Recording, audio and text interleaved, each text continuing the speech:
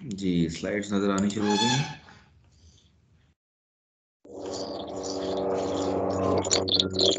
जी sir.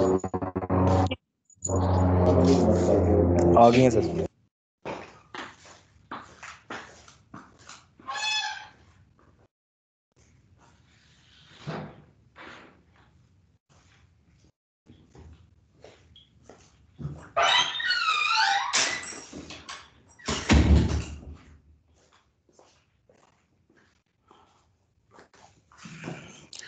चलिए, बिस्मिल्लाहिर्रहमानिर्रहीम। जो कमाओगे वही पाओगे। सूरह बकरा 110। सलात कायम करो, ज़कात देते रहो, और जो भलाई तुम अपने लिए आगे भेजोगे उसे अल्लाह के पास पा लोगे। बेशक जो कुछ तुम करते हो अल्लाह उसे देखने वाला है। तो अब तो रोज़े भी हैं। रोज़ों में कहते हैं जी, अगर नमाजें ना पढ़ी तो भूखा प्यासा ही रहेंगे, फ़ायदा कोई नहीं होगा रोज़े का। तो 5 वक्त की अल्लाह ताला हमें नमाज़ें पढ़ने की तौफीक अता करे। ज़कात भी इसी महीने में दी जाती है। और लेकिन शायद ज़कात के अभी आप लोग ज़कात वाले उसमें नहीं आए होंगे, ज़कात आपके पेरेंट्स ही देते होंगे। बहरहाल अल्लाह ताला हमें अमल की तौफीक अता फरमाए कि जो कुछ कमाएंगे, अक्लमंद वही है जो आगे की तैयारी में रहे, और जो आगे की तैयारी में नहीं है वो अक्लमंद नहीं है। बस ये चीज़ बुनियादी फ़लसफ़ा है इस स्लाइड का। आगे चलते हैं। So today we are going to discuss grasp patterns. These are the patterns which were introduced by Craig Lahman in his book Applying UML and Patterns, an introduction to object-oriented analysis and design and iterative development. And I am covering third edition, which is the latest. और कुछ students ने हो सकता है कुछ portion इस book का cover किया हो बैचलर्स में, लेकिन अक्सर जगहों पे कवर नहीं की जाती है book, but it's a classic book. तो इसमें से मैं 2 लेक्चर्स अपने कवर करूँगा इस बुक में से। First of all, what important skills you are expected being a software professional. You are expected to attain certain skills. जो skills आपके पास होने चाहिए वो first skill is based on UML notations. ये क्योंकि now UML is an industry standard, तो being a software professionals you should have a clear understanding of UML notations. तो हमने कुछ पोर्शन यूएमएल का कवर किया। Then you should have understanding of requirement engineering, जिसमें analysis है उसकी, और रिक्वायरमेंट कैप्चर कैसे करनी है, उसके क्या प्रोज एंड कॉन्स हैं। Again one of the course is covering these aspects. Then iterative development with agile unified process. In today's arena, the software development is being done iteratively. और उसके आपने software engineering के courses में पढ़ा होता है कि जी वाटरफॉल मॉडल के क्या मसले मसाइल हैं। तो आजकल जो डेवलपमेंट हो रही है दैट इज़ आइटरेटिव। इसमें अब ये भी एक तरह का इंडस्ट्री स्टैंडर्ड है, एजाइल ही यूज़ किया जाता है जनरली। और तो इसकी अंडरस्टैंडिंग आपकी होनी चाहिए। काफ़ी कुछ आप उसमें कवर करते हैं, सॉफ्टवेयर इंजीनियरिंग में भी फंडामेंटल कॉन्सेप्ट बन रहे होते हैं, और कुछ आइटरेटिव डेवलपमेंट को हम इन 2 लेक्चर्स में भी देखेंगे। Then you should have understanding of principles and guidelines, क्योंकि आजकल mostly development object oriented based होती है। तो जो उसके बुनियादी प्रिंसिपल्स हैं और गाइडलाइंस हैं उनका हमें आइडिया होना चाहिए। तो ये जो 2 लेक्चर्स हैं, आज का लेक्चर और कल का लेक्चर और नेक्स्ट वीक का lecture, these in these lectures we are going to cover principles and guidelines with examples, उसको हम देखेंगे। और उसके बाद फिर कोई 3-4 लेक्चर्स होंगे जो हम जिसमें हम डिज़ाइन पैटर्न्स को देखेंगे। Again these are very important skills. तो जो जो पूरा जो लैंडस्केप है उसको हम बेसिकली आपका सॉफ्टवेयर इंजीनियरिंग एमएस करने आए हैं आप, तो हम इसको कवर करते हैं। जो लैंडस्केप चाहिए पे टॉपिक और स्किल्स चाहिए आपको, उसको कोशिश होती है कि हम मुख्तलिफ कोर्सेज में कवर करें। तो जो इन 2 लेक्चर्स का फोकस होगा that will be on principles and guidelines. Okay, starting from some concepts of iterative development. This model is based on iterative development in unified process. Generally जो UML भी बनाई गई है तो यूनिफाइड प्रोसेस को पूरा कवर करती है UML, डिफरेंट डायग्राम्स। और इन आइटरेटिव डेवलपमेंट जो आपको ये डायग्राम शो कर रही है, it is showing 4 phases। That in iterative development जो यूनिफाइड प्रोसेस होता है उसमें हम 4 phases में काम करते हैं। 1 phase is inception phase, then elaboration phase, construction phase and then transition phase. So we work in 4 phases। और इसी तरह we work in different, we perform different activities आपको वाई एक्सिस में नज़र आ रही हैं। We perform business modelling, we perform requirement analysis, पूरी रिक्वायरमेंट इंजीनियरिंग जिसमें 3-4 पार्ट्स होते हैं, वो सब कवर करते हैं हम। Then analysis and design, implementation, test and deployment. And our time is increasing towards the right X axis में। इसका मतलब है कि पहले हम इंसेप्शन फेज पे काम करते हैं, फिर एलेबरेशन फेज पे काम करते हैं, कंस्ट्रक्शन फेज पे काम करते हैं, then is a transition phase. तो इसमें आपको नजर आ रहा है कि ये स्ट्रिक्टली सीक्वेंशियल प्रोसेस नहीं है। जो हमारी एक्टिविटीज हो रही हैं, दीज आर नॉट सीक्वेंशियल। ये जो बीच में हमें कलरफुल एक्टिविटीज के डिफरेंट एरो से नजर आ रहे हैं, ये हमें ये बता रहा है कि we perform business modelling throughout the 4 phases, but major business modeling activities are being done during inception and elaboration phase.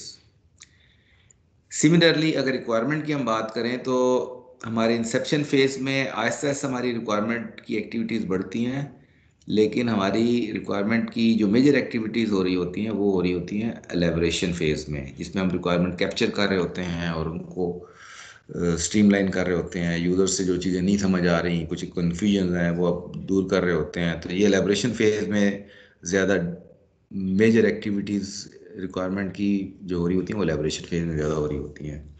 साथ ही साथ एनालिसिस एंड डिज़ाइन भी चल रहा होता है, वो भी एलेबरेशन फेज में चल रहा होता है। और फिर हमारा एनालिसिस डिज़ाइन भी कंस्ट्रक्शन फेज में थ्रू आउट चल रहा होता है, but it then gradually decreases.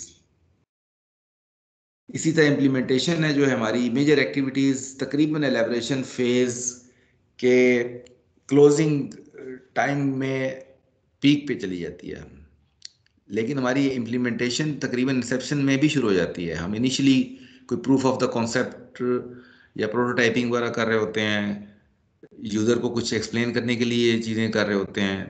तो कुछ इनिशियल कुछ ना कुछ एक्टिविटीज़ हमारी इम्प्लीमेंटेशन की भी इंसेप्शन से ही शुरू हो जाती हैं, and then these keep on growing in elaboration phase। और फिर कंस्ट्रक्शन फेज और elaboration फेज के क्लोजिंग में और इंस्ट्रक्शन फेज के तकरीबन मिडल तक हमारी बहुत पीक पे चल रही होती है इम्प्लीमेंटेशन, लेकिन फिर इम्प्लीमेंटेशन हमारी तकरीबन एंड तक चल रही है, ट्रांजिशन फेज में भी आ रही है।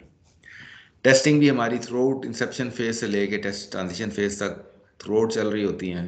जो जैसे जैसे जो मॉड्यूल हमारे तैयार हो रहे होते हैं, साथ साथ उनकी टेस्टिंग हो रही होती है, तो टेस्टिंग कभी कम ज़्यादा होती रहती हैं। And then final is the deployment phase. Deployment के काम इनिशियल बहुत काम होते हैं, लेकिन आहिस्ता आहिस्ता डिप्लॉयमेंट्स के काम बढ़ते जाते हैं, क्योंकि आइटरेटिव डेवलपमेंट है। जैसे जो मॉड्यूल्स हमारे तैयार होते हैं वो हम डिप्लॉय करते जा रहे हैं, यूज़र्स को दिखाते जा रहे हैं, तो यूज़र को साथ लेके चलते हैं, क्योंकि हम आइटरेटिव डेवलपमेंट में तो हमारी डिप्लॉयमेंट्स आहिस्ता आहिस्ता ग्रो करती हैं और तकरीबन कंस्ट्रक्शन फेज़ के एंड्स में और ये पीक पे होती हैं, और फिर ट्रांजिशन फेज़ में आहिस्ता आहिस्ता हमारा ये डिप्लॉयमेंट के काम भी ख़त्म होने शुरू हो जाते हैं। ठीक है। तो ये बड़ी एक जो ये फिगर है, ये बड़ी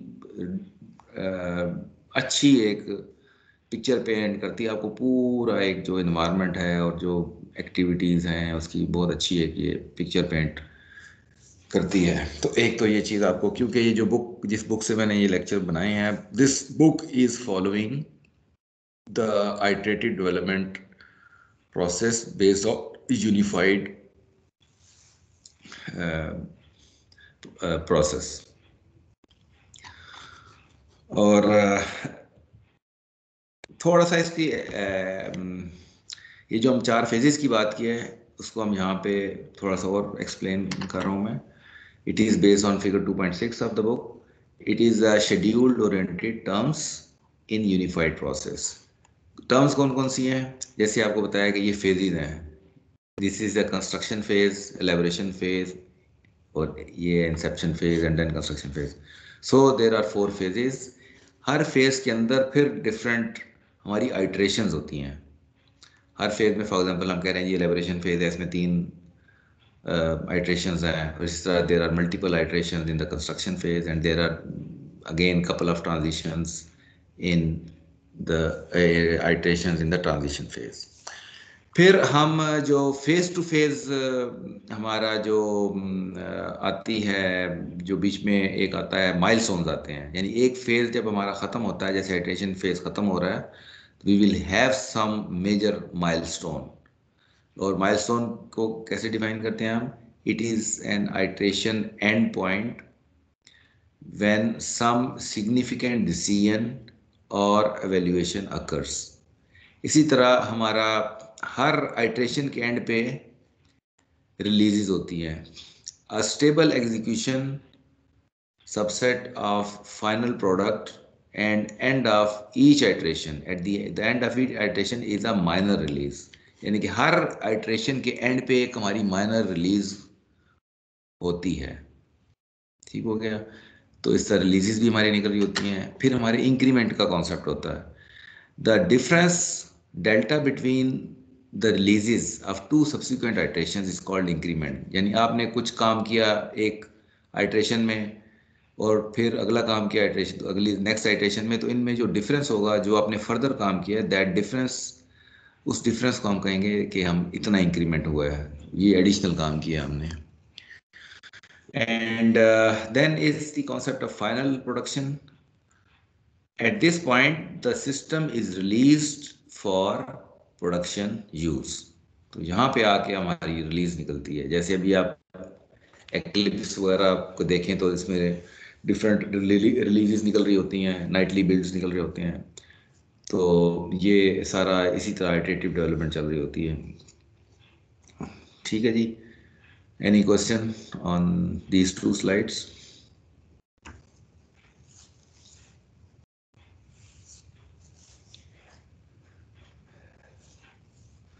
आवाज तो आ रही है ना? आवाज तो आ रही है ना मेरी? कहीं ब्रेक तो नहीं हो गया? Yes sir. अच्छा अच्छा, चलिए ठीक हो गया। Okay, now how this book is organise. ये इतनी अच्छी बुक है कि अगर आपको मे बी कोर्स के बाद आपको टाइम मिले तो इट्स अ गुड रीड। और आपकी एक मैं बेस बना दूंगा इन 2 लेक्चर्स में, और उसके बाद मैं सजेस्ट करूंगा आपको कि अपना मास्टर्स करके जब आप, if you are in a profession, this profession, तो इस बुक को एक स्टार्ट से लेकर एंड तक एक रीड लगा जाए। आपको बहुत अच्छे कॉन्सेप्ट्स मिलेंगे इस बुक में, जो आपकी बेस बनाएगा बहुत अच्छी। लेकिन to provide a kick start, I am going to give you a very good start point. ये इन लेक्चर्स के बाद आपके लिए बुक पढ़ना, you will enjoy reading this book. तो इस बुक को ऑर्गेनाइज किस तरह किया गया है कि ओवरव्यू है, फिर इंसेप्शन फेज में क्या एक्टिविटीज़ होंगी वो डिस्कस की है, फिर मेजर फोकस जो है वो है एलेबरेशंस पे, elaboration iteration 1, elaboration iteration 2, elaboration iteration 3। Topics such as object-oriented analysis, object-oriented design are incrementally introduced in iteration 1 and 2। क्योंकि जैसे हमने पीछे देखा है कि कुछ एनालिसिस डिज़ाइन हम आइट्रेशन 1 में कर रहे हैं, फिर आइट्रेशन 2 में कर रहे हैं, आइट्रेशन 3 में कर रहे हैं। अगर फॉर एग्जांपल आप यहाँ पे देखें analysis and design, I am on slide number 5। तो यहाँ पे अगर देखें तो एनालिसिस एंड डिज़ाइन हमारी चलती जा रही है आगे, लेकिन एलेबोरेशन फेज में ज़्यादा होती है, इंसेप्शन में भी थोड़ी बहुत कर रहे होते हैं। तो यहाँ पे हम एलेबोरेशन फेज में कैसे हम इंक्रीमेंटली एनालिसिस डिज़ाइन को कैसे हम ज़्यादा करते हैं, इंक्रीमेंटली कैसे बढ़ते हैं आगे, वो उसको बड़े अच्छे तरीके से इस बुक में एक्सप्लेन किया गया। तो फॉर एग्जांपल ये है आइट्रेशन 1 है, इसमें कुछ एनालिसिस की, फिर कुछ डिज़ाइन किया, फिर डिज़ाइन को कोड में ट्रांसलेट किया, फिर एलेबोरेशन फेज में हम फिर फर्दर एनालिसिस करेंगे, थोड़ी ज़्यादा डीप होगी वो, फिर डिज़ाइन हमारा थोड़ा सा ज़्यादा एलेबोरेट होगा, फिर कोडिंग हमारी थोड़ी सी और ज़्यादा होगी आइट्रेशन 2 में, and same is will be the case in iteration 3। तो मैं बुक का भी थोड़ा सा आपको स्ट्रक्चर भी बता देता हूँ।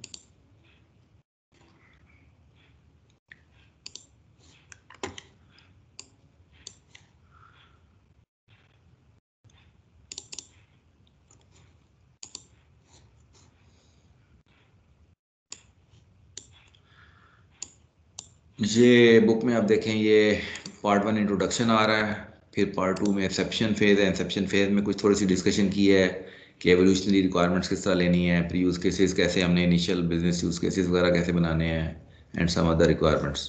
फिर हम आ रहे हैं एलेबोरेशन आइट्रेशन 1 पे, फिर डिफरेंट इसमें टॉपिक्स आ रहे हैं। They are making use of human interaction diagrams, जिसमें सीक्वेंस डायग्राम और कम्युनिकेशन डायग्राम को ज़्यादा यूज़ किया गया है, और इंसेप्शन फेज में यूज़ केस डायग्राम को ज़्यादा यूज़ किया गया है। यहाँ पे इंसेप्शन फेज में यूज़ केस डायग्राम वगैरह एक्सप्लेन की गई हैं, कैसे यूज़ करनी होती हैं। फिर आ रहा है पार्ट 4 में एलेबोरेशन आइट्रेशन 2 है, फिर इसमें फर्दर हम डीप एनालिसिस कर रहे हैं, यूएमएल टूल्स वगैरह को कर रहे हैं, डिज़ाइन पैटर्न्स वगैरह आ जाते हैं इसके अंदर, जीओएफ डिज़ाइन पैटर्न्स हैं, ग्रेस पैटर्न्स हैं। फिर फर्दर ज़्यादा डीप चले जाते हैं, ज़्यादा डीप जाके, और इवन ये डेटाबेसिस को, परसिस्टेंट फ्रेमवर्क विद पैटर्न्स में डेटाबेसिस को कैसे यूज़ करना है, और स्टेट मशीन्स वगैरह को कैसे यूज़ करना है हमने, एक्टिविटी डायग्राम कैसे यूज़ करनी है। तो बड़ा सिस्टमेटिक इसमें काम किया गया है। देन तो इस तरीके से ये बुक ऑर्गेनाइज की गई है। इसका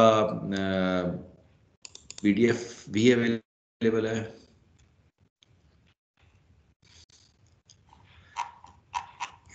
तो जनरली डाउनलोडेबल है नेट से, नहीं मिलता तो बता दिएगा, मैं अपलोड कर दूंगा। वैसे फ्री अवेलेबल है, नेट पे मिल जाती है book.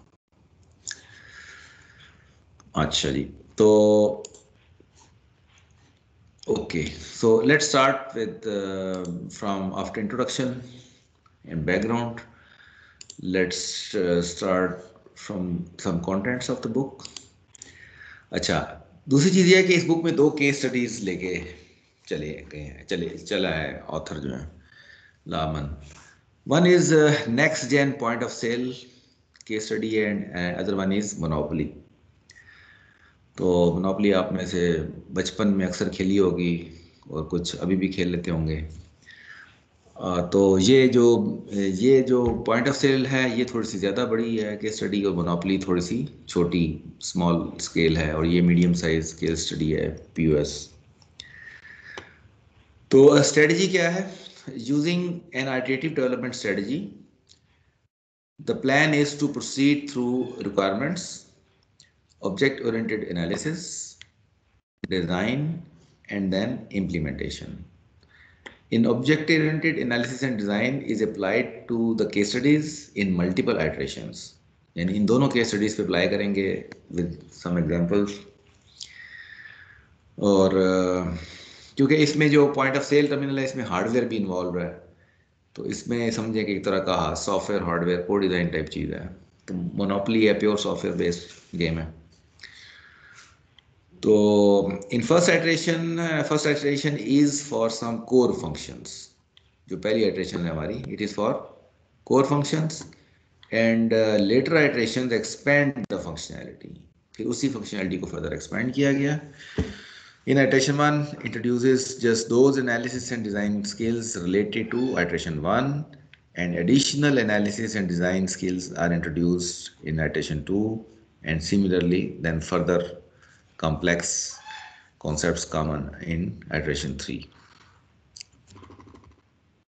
So it's important to explain you these case studies, क्योंकि जब हम पैटर्न्स पे डिस्कस करेंगे, ग्रास पैटर्न डिस्कस करेंगे, तो we will discuss concepts from these case studies. तो ये ज़रूरी है कि थोड़ा सा मैं इन केस स्टडीज़ को एक्सप्लेन कर दूँ आपको कि इनमें क्या, इसका स्पेशली डोमेन मॉडल जो है इसका, ये मैं डिस्कस करना ज़रूरी है। So what is next gen POS? It is a computerized application used in part to record sales and handle payments. तो जैसे होता है, हम जाते हैं किसी भी सेव मार्ट पे जाएं या जहाँ भी जाएं, तो आपको किसी भी जनरल स्टोर पे जाएं तो you come across a point of sale terminal. आप वो सेल्स रिकॉर्ड करता है, आइटम्स सारी फीड करता है और अल्टीमेटली आपको एक रसीद देता है जिसमें सारी आइटम्स लिखी हुई होती हैं और पूरा टोटल होता है। वहाँ पे सब टोटलिंग भी आगे चल रही होती है हर आइटम के आगे, और ग्रैंड टोटल भी आ रहा होता है। और उसके बाद फिर आप पेमेंट करते हैं तो पेमेंट का रिकॉर्ड होता है। अगर आपने परचेज़ किया है फॉर एग्जांपल 700 रुपीज़ की, तो आप उसको दिया 1000, तो वो रिकॉर्ड करेगा कि 1000 लिया था मैंने और मैंने फिर 300 वापस किए हैं। इस हद तक डिटेल होती है उसमें, ठीक है। फिर पेमेंट आप अपने डेबिट कार्ड से कर सकते हैं, कैश भी कर सकते हैं, दोनों ऑप्शंस अवेलेबल होते हैं। तो ये these all things are there. फिर अगर टैक्सेस वगैरह इन्वॉल्व हो तो टैक्स की डिडक्शंस भी हो सकती है। Typically, it is typically used in retail store. It includes hardware components like computer, barcode scanners, and software to run the system. It interfaces to various service applications such as third-party tax calculator and inventory control. तो इसमें यह है कि इन्होंने third party tax calculator होगा जो जिसके साथ इंटीग्रेट होगा, और अल्टीमेटली एंड पे जितना भी आपका जो टैक्स डिडक्शन बनती है वो भी रिकॉर्ड करने की कैपेबिलिटी होगी। लेकिन ये जो फंक्शनैलिटी है ये थर्ड पार्टी है, ये बिल्ट इन फंक्शनैलिटी नहीं होगी टैक्स की। It is going to integrate with some third party tax calculator. It should have as a इसके यूज़ केस में ये होगा कि ये इसमें कैपेबिलिटी होनी चाहिए कि थर्ड पार्टी टैक्स कैलकुलेटर के साथ इंटीग्रेट कर सके और उसकी API को यूज़ कर सके और अपना डेटा सेंड करेगा और वहाँ से कैलकुलेशन होके इसको रिसीव हो जाएगी। It must support web browser, terminal, secondly a PC with something like Java Swing GUI, touch screen input, wireless PDAs and so forth. तो अगर आप देखें तो बड़ी अच्छी केस स्टडी है। हम अभी भी इस लेवल पे नहीं पहुंचे कि हम ये टच स्क्रीन टाइप चीज़ें यूज़ कर रहे हो, वायरलेस PDAs यूज़ कर रहे हो। तो हमारे इन्वायरमेंट के मुताबिक it is still very interesting case study. इसका यूज केस क्या होता है जी, ये वायरलेस PDA लिखा हुआ PDA होता है एब्रीविएशन पोर्टेबल डिवाइस। खैर मैं एग्जैक्ट इसकी एब्रीविएशन देख लेते हैं नेट से। असल में पोर्टेबल डिवाइसेस को कहते हैं PDA, जनरल बात है, लेकिन एग्जैक्ट देख लेते हैं इसकी क्या PDA से बनता है क्या।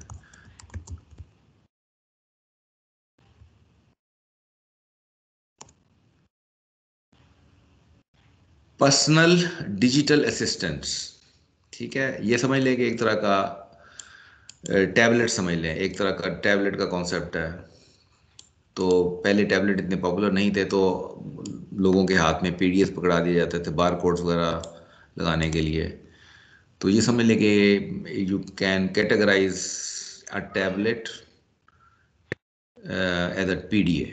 आपका कोई अगर मोबाइल है वो भी एक तरह का समझे कि it is a kind of PDA, personal digital assistant. Generally ये आप देखते हैं तो उसमें यूज़ कर रहे होते हैं, बार कोड स्कैनिंग की फैसिलिटी होती है इसके अंदर, फिर आप डेटा फीड कर सकते हैं ये इस तरह के इसके अंदर चीज़ें हो सकती हैं।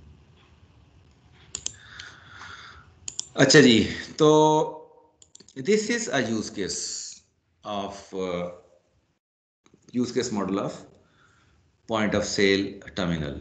और ये जो यूज केस है, it is partial use case context diagram up till inception phase.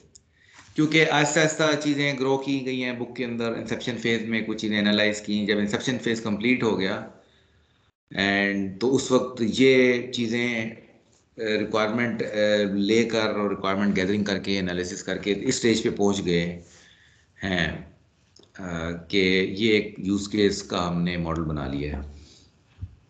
और इसमें आप देखें तो this it is a system boundary which is setting the scope कि हमने काम करना क्या है, क्या डेवलपमेंट करनी है।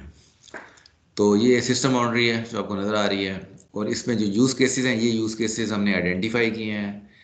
One of the major use cases process sale, second use case handle returns, then third is cash in, और फिर है analyse activities, manage security and manage users. अब इसमें देखिए एक्टर्स कौन कौन से हैं। कस्टमर एक्टर है, कस्टमर एक्टर्स प्रोसेस सेल और हैंडल रिटर्न्स, इन दोनों के साथ इसका इंटरेक्शन है। कैशियर जो है, कैशियर ये तीन यूज केसेस हैंडल कर रहा है, process sale, handle returns and cash in. इसी तरह जो मैनेजर है, मैनेजर इन दो यूज केसेस को देख रहा है, प्रोसेस उसमें इन्वॉल्व है, प्रोसेस सेल्स में इन्वॉल्व है और हैंडल रिटर्न्स में इन्वॉल्व है। हैंडल रिटर्न मीन्स कि कोई वापस करने आ जाता है चीज़ें, जी ये वापस लेने नहीं चाहिए, ख़राब है, ये है वो है, तो ये भी प्रोसेस पूरा हैंडल करना चाहिए बीइंग अ गुड ऑर्गेनाइजेशन। और इसके बाद आपको अगर इसी प्रोसेस सेल को देखें तो प्रोसेस सेल के साथ आपका पेमेंट ऑथराइजेशन सर्विस, जैसे हम अगर टैबलेट्स, अगर हम डेबिट कार्ड वगैरह यूज़ करें, क्रेडिट कार्ड यूज़ करें, तो पेमेंट ऑथराइजेशन सर्विस की ज़रूरत है हमें, तो again it is part of, it should be part of process sale. इसी तरह टैक्स कैलकुलेटर, ये भी एक एक्सटर्नल एक्टर है, एक एप्लीकेशन है, और एक्टर की अल्टरनेट नोटेशन है विच इज़ इंडिकेटिंग कि ये ह्यूमन एक्टर नहीं है बल्कि एक थर्ड पार्टी एप्लीकेशन है। तो प्रोसेस सेल इस कैलकुलेटर को यूज़ करेगा टैक्स कैलकुलेट करने के लिए। Then it is also, process sale is making use of third party actor, that is accounting system, जिसमें सारा सेपरेट एक अकाउंटिंग सिस्टम है जिससे इंटीग्रेटेड है ये। और इसी तरह जो कैश इन है इसके साथ एचआर सिस्टम इंटीग्रेटेड है। तो ये है एक जनरल, तो that's why use cases diagrams are important, कि आपको एक बहुत अच्छा एक ओवरव्यू दे देती हैं, स्कोप सेट कर देती हैं, क्या काम करना है, कौन इंटरेक्ट कर रहा है, एक्टर्स वगैरह। It's very good diagram model to to reason about and to negotiate with your client. तो और आपको एक जनरल आइडिया हो जाता है कि जी ठीक है, अच्छा कितना काम है और कौन कौन इसमें इन्वॉल्व होगा। Okay, this is a domain model. अगर हम मॉडल ड्रिवन आर्किटेक्चर की बात करें तो we can call it platform independent model. और अगर हम टिपिकल ऑब्जेक्ट ओरिएंटेड एनालिसिस और डिज़ाइन की बात करें तो ये रिक्वायरमेंट एनालिसिस के बाद हमारा जो पहला एक हम मॉडल बनाते हैं जिसके अंदर डोमेन कॉन्सेप्ट्स होते हैं। डोमेन मॉडल क्यों कहते हैं इसको हम, इसमें डोमेन कॉन्सेप्ट्स होते हैं। और ये डोमेन मॉडल जो हमारा अभी ये भी आहिस्ता आहिस्ता रिफाइन हो रहा होता है, डोमेन मॉडल भी आहिस्ता आहिस्ता रिफाइन हो रहा होता है। और ये डोमेन मॉडल जो बना है ये तकरीबन चैप्टर 9 तक बना है, ये next gen POS partial domain model up till elaboration iteration 1। ये आइट्रेशन 1 तक ये डोमेन मॉडल जो है वो तैयार हो गया। इसको थोड़ा सा डिस्कस कर लेते हैं। शुरू करें हम लेजर से। लेजर क्या है? Ledger, we need to remember completed sales in a ledger for accounting and legal purposes. तो ये सारा आपका जितना भी रिकॉर्ड है वो लेजर में है, यानी कि जितनी भी सेल्स हो रही हैं आपकी, those are required to be recorded in a ledger. तो लेजर एक आपका डोमेन कॉन्सेप्ट है। हम चाहते हैं कि एक लेजर होना चाहिए लाजमी, पूरे एक स्टोर का एक लेजर होना चाहिए, ताकि उसमें हर किस्म की हमारी जो जो हमारी सेल्स का रिकॉर्ड और हमारी परचेजेस हैं, हर चीज़ उसमें रिकॉर्ड हो रही हो। तो एक ledger, one ledger records accounts for one store. तो मतलब क्या हुआ कि हर स्टोर के लिए एक लेजर होगा, 1:1 रिलेशनशिप है ये। One ledger is needed for one store. उसके बाद वन स्टोर में हैव मल्टीपल रजिस्टर्स। कम से कम एक रजिस्टर होना चाहिए एक स्टोर में, और एक से ज़्यादा रजिस्टर भी हो सकते हैं। तो रजिस्टर एक्चुअली अगर हम देखें तो एक पॉइंट ऑफ सेल टर्मिनल को डिपिक्ट कर रहा है। अगर हर पॉइंट ऑफ सेल टर्मिनल एक रजिस्टर मेंटेन कर रहा है, अगर आप ज़रा बुकिश वो बात करें या आप मैनुअल वर्किंग की बात करें, तो अगर एक टर्मिनल पे एक बंदा मैनुअल रजिस्टर लगा के बैठा हुआ है, अच्छा जी क्या क्या खरीदा है आपने, हाथ से लिख रहा है, तो वो समझ लें कि वो एक तरह का रजिस्टर मेंटेन करे। अगर 4 टर्मिनल है तो 4 रजिस्टर मेंटेन हो रहे होंगे। तो रजिस्टर का कॉन्सेप्ट को जब हम उसको ऑटोमेट करते हैं तो it is translated into a point of sale terminal, कि जी एक रजिस्टर को एक point of sale terminal maintain कर रहा है। अगर 4 हैं तो 4 रजिस्टर हमारे मेंटेन होंगे। अच्छा जी, इसी तरह स्टोर जो होता है, एक स्टोर के अंदर मल्टीपल आइटम स्टॉक होंगी। एक स्टोर में मल्टीपल आइटम्स स्टॉक होंगी। इसी तरह एक प्रोडक्ट कैटलॉग होगी, प्रोडक्ट कैटलॉग होगी, और उस प्रोडक्ट कैटलॉग को मल्टीपल स्टोर्स यूज करेंगे। यानी कि हर स्टोर एक प्रोडक्ट कैटलॉग को यूज करेगा, जो कि जैसे अगर लेजर एक है तो प्रोडक्ट कैटलॉग भी एक ही है। तो यानी कि हर जो स्टोर होगा एक प्रोडक्ट कैटलॉग बनी होगी, और अगर मल्टीपल स्टोर्स हैं तो वही मल्टीपल स्टोर्स जो हैं वो एक प्रोडक्ट कैटलॉग को यूज़ करेंगे। फॉर एग्जांपल हम कहते हैं जी सेफ मार्ट है, सेफ मार्ट के मल्टीपल स्टोर्स हैं, तो उनकी प्रोडक्ट कैटलॉग कॉमन होगी उन स्टोर्स की। ठीक हो गया। तो वो कॉमन प्रोडक्ट कैटलॉग यूज़ करेंगे। तो आपकी ब्रांचेज हैं फॉर एग्जांपल डिफरेंट है, तो एक ब्रांच हो गया एक स्टोर, और एक प्रोडक्ट कैटलॉग को एक मास्टर कॉपी होगी। अब उस प्रोडक्ट कैटलॉग में पड़ा हुआ क्या होगा? उस प्रोडक्ट कैटलॉग में प्रोडक्ट डिस्क्रिप्शंस पड़ी होंगी, multiple, one or more product descriptions पड़ी होंगी। प्रोडक्ट डिस्क्रिप्शन में जो अभी तक जो हमने आइडेंटिफाई किए आइटम्स, जो चीज़ें आइडेंटिफाई की हैं, उनकी जो फीचर्स होंगे, एट्रीब्यूट्स होंगे, वो होंगे आइटम आईडी होनी चाहिए कम से कम, उसकी डिस्क्रिप्शन होनी चाहिए, और उसकी प्राइस होनी चाहिए। किसी भी आइटम की डिस्क्रिप्शन में उसकी प्राइस होनी चाहिए, आईडी और डिस्क्रिप्शन होनी चाहिए। ये कम से कम ये 3 चीज़ें लाजमी प्रोडक्ट डिस्क्रिप्शन में होनी चाहिए। और देन अ प्रोडक्ट डिस्क्रिप्शन में हैव मल्टीपल आइटम्स। ठीक हो गया। आइटम्स मतलब ये हो गया, हम कहते हैं जी एक प्रोडक्ट डिस्क्रिप्शन है साबन, तो साबन अगर हम कहते हैं कि जी वो 100 उसकी क्वांटिटी है, तो वो आइटम्स 100 हो जाएंगी। ठीक हो गया। और उसके बाद अगर हम इस तरफ देखें आके सेल्स को, क्योंकि एक लेजर ने लॉग करनी है सेल्स को, एक लेजर में सारी सेल्स लॉग होनी है। तो सेल्स का डेट टाइम और टोटल पता होना चाहिए हमें, कि जी ठीक है एक सेल हुई है, अगर एक एक आया कस्टमर, उसने सेल हुई है, तो एंड पे उस पूरे कितनी अमाउंट की सेल हुई है, एक चिट जो निकल रही है वो समझ एक सेल को रिप्रेजेंट कर रही है। और एक सेल में मल्टीपल सेल्स लाइन आइटम हो सकती हैं। ठीक है, आप एक चिट पे बहुत सी आइटम लिखी हुई होती हैं, तो उन्हें हम कहते हैं सेल्स लाइन आइटम्स। एक सेल्स लाइन आइटम्स हो सकती हैं, एक सेल में मल्टीपल सेल्स लाइन आइटम्स हो सकती हैं, और उनकी क्वांटिटी होगी। आप कहते हैं जी साबन 4, ठीक है जी जनाब, दालें 1 पैकेट 2 किलो, इस तरह करके। तो ये सारी सेल्स लाइन आइटम में आएगा कॉन्सेप्ट सारे का सारा।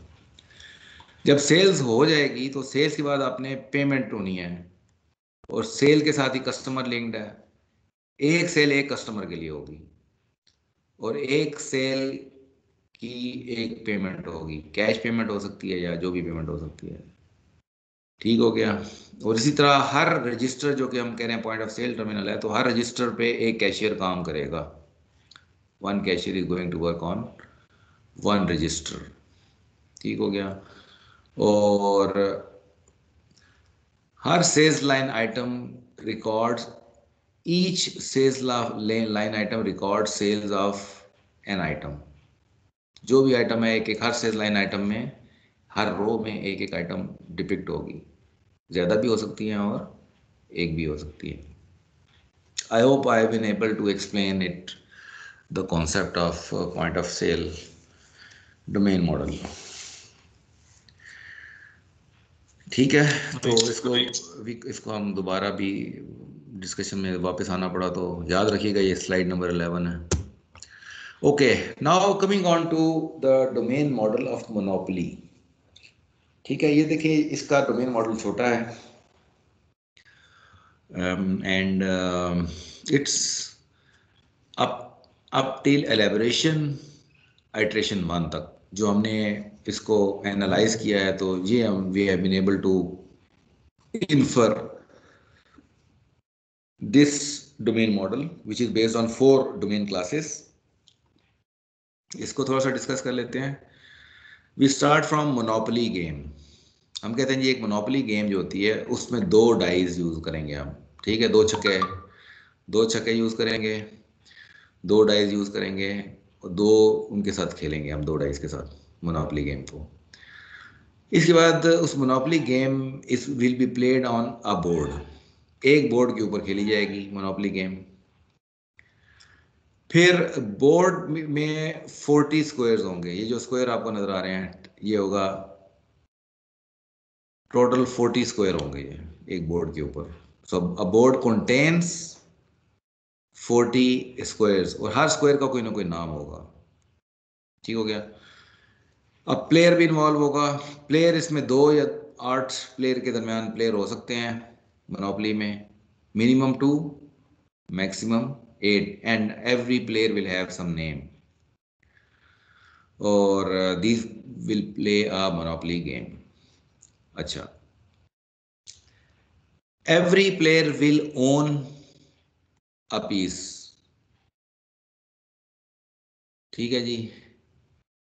और एक स्क्वायर में piece is on a square, यानी एक पीस जो है, एक 0 या 8 पीस हो सकते हैं एक पेस पे, यानी हर एक प्लेयर का एक पीस होगा जिससे वो रिकग्नाइज होगा कि अच्छा जी ये वाला बंदा है यहाँ पे चल रहा है, अभी इस स्क्वायर पे पहुंचा हुआ है।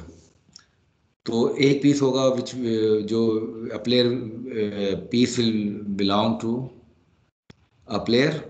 और एक स्क्वायर के ऊपर ऐसा भी हो सकता है एक स्क्वायर जिस पे एक भी पीस ना हो, और ये भी हो सकता है कि एक स्क्वायर पे 8 पीसीज हों, सारे के सारे प्लेयर एक ही जगह पे पहुंच जाएं, ये मुमकिन है। तो आई होप क्लियर हो गया क्या कॉन्सेप्ट हमने इन्फर किया है during requirement phase. Yes sir. चले, तो ये है स्लाइड नंबर 12। इन ये 2 स्लाइड हमें याद रखनी है ताकि अगर हमें इसको दोबारा आकर देखना पड़े तो हम देख सकें।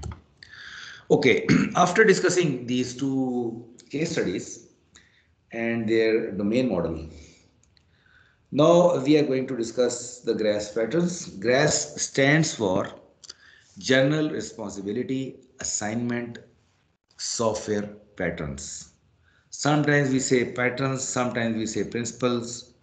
तो इसको प्रिंसिपल्स कहना शायद ज़्यादा अप्रोप्रिएट है, क्योंकि पैटर्न्स जनरली जब हम कहते हैं तो हम गैंग ऑफ 4 पैटर्न्स को डिस्कस करते हैं, तो वहाँ पे हम कहते हैं जी software design patterns.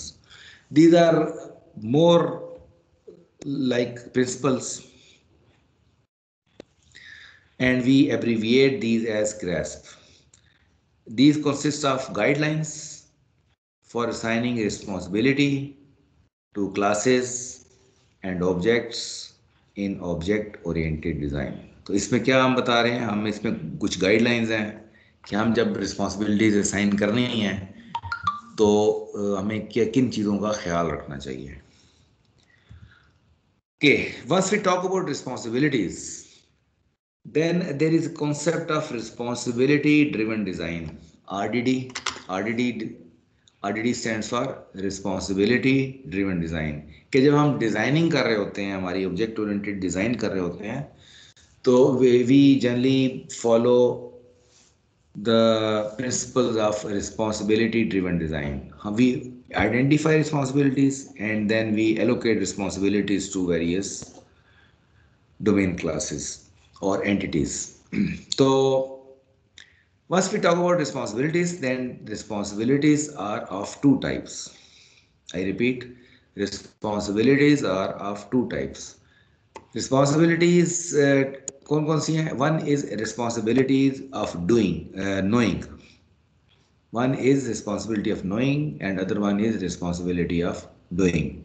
Once we say responsibility of knowing, so from here we try to infer the data कि किस डोमेन क्लास को कौन सा डाटा मेंटेन करना चाहिए, या हम कह सकते हैं कि किस एंटिटी को या किस डोमेन क्लास को कौन से एट्रीब्यूट्स मेंटेन करने चाहिए। क्योंकि जो डाटा हम कहाँ सेव करते हैं, स्टोर करते हैं, एट्रीब्यूट्स में स्टोर करते हैं। तो responsibility of knowing is translated into finding the attributes which can hold the data. On the other hand, responsibility of doing is translated into the procedures or methods, that what kind of actions to be performed on the data. तो ये दो बुनियादी concepts होते हैं, responsibility of knowing and responsibility of doing. Responsibility of knowing में क्या कुछ है? About private encapsulated data, about related objects. Related objects की जब हम बात करते हैं तो we are talking about, in fact talking about associations. जब यूएमएल में हम एसोसिएशंस की बात कर रहे होते हैं तो हम बात कर रहे होते हैं नोइंग अबाउट रिलेटेड ऑब्जेक्ट्स। और जब हम प्राइवेट एट्रीब्यूट्स की बात कर रहे होते हैं तो हम बात कर रहे होते हैं इनकैप्सुलेटेड डेटा की बात कर रहे होते हैं। Then about knowing about it can drive और calculate, कि उसमें क्या कुछ कैलकुलेट कर, यानी basically we are talking about, अगर यूएमएल की टेक्स्ट में बात करें तो हम ड्राइव्ड एट्रीब्यूट्स की बात कर रहे होते हैं कि जी कोई चीज़ें दो तीन एट्रीब्यूट से मिल के कैसे तीसरा एट्रीब्यूट हम निकाल सकते हैं। तो इस किस्म की जो चीज़ें होंगी, these three areas come under responsibility of knowing. Secondly, once we talk about responsibility of doing, then we basically focus on doing something itself, कि वो क्लास ने खुद कुछ करना है, और initiating an action on other objects, या किसी और ऑब्जेक्ट को जो उससे रिलेटेड है उस ऑब्जेक्ट को कहे कि भाई आप ये काम करके दें मुझे, और controlling activities in the other objects, या आप दूसरे ऑब्जेक्ट्स को आप जब सेंड करते हैं तो एक तरह का कंट्रोल ही कर रहे होते हैं कि जी आप जो है, और उसको अगर ऑब्जेक्ट्स से कुछ आपने कुछ काम करवाया है तो उससे जो इंफॉर्मेशन आपको रिटर्न हुई है उसको फर्दर आपने क्या करना है, खुद उसको प्रोसेस करना है या फर्दर किसी और ऑब्जेक्ट को भेजना है। तो this all is something doing, यानी कि वर्ब रिलेटेड चीज़ें हैं ये, कि कुछ अपने एक्शंस परफॉर्म करने हैं। ठीक हो गया? इसे हमको इसको इस तरह भी कह देते हैं कि जी generally in responsibility of knowing we talk about nouns and doing we generally talk about। ठीक है, I hope I have been able to explain it clearly। कोई क्वेश्चन हो तो पूछ सकते हैं।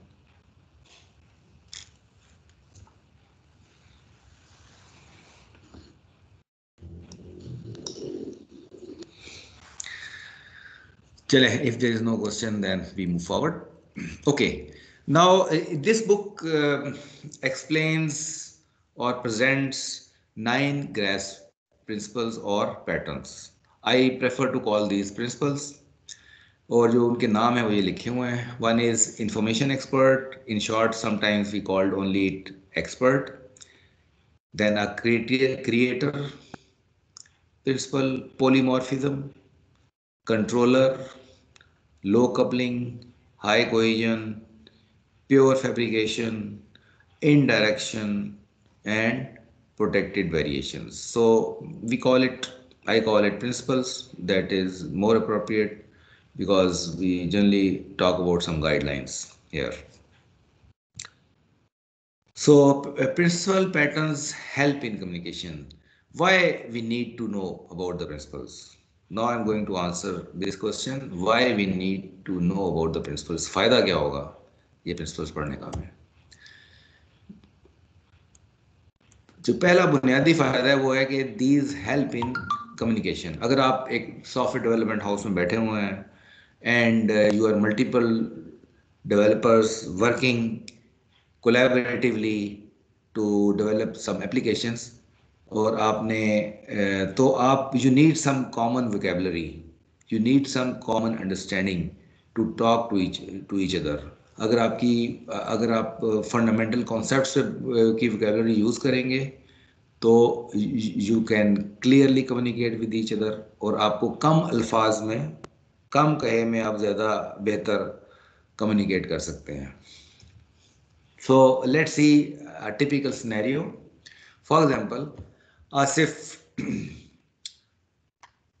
ask a question. Where do you think we should place the responsibility for creating sales line items?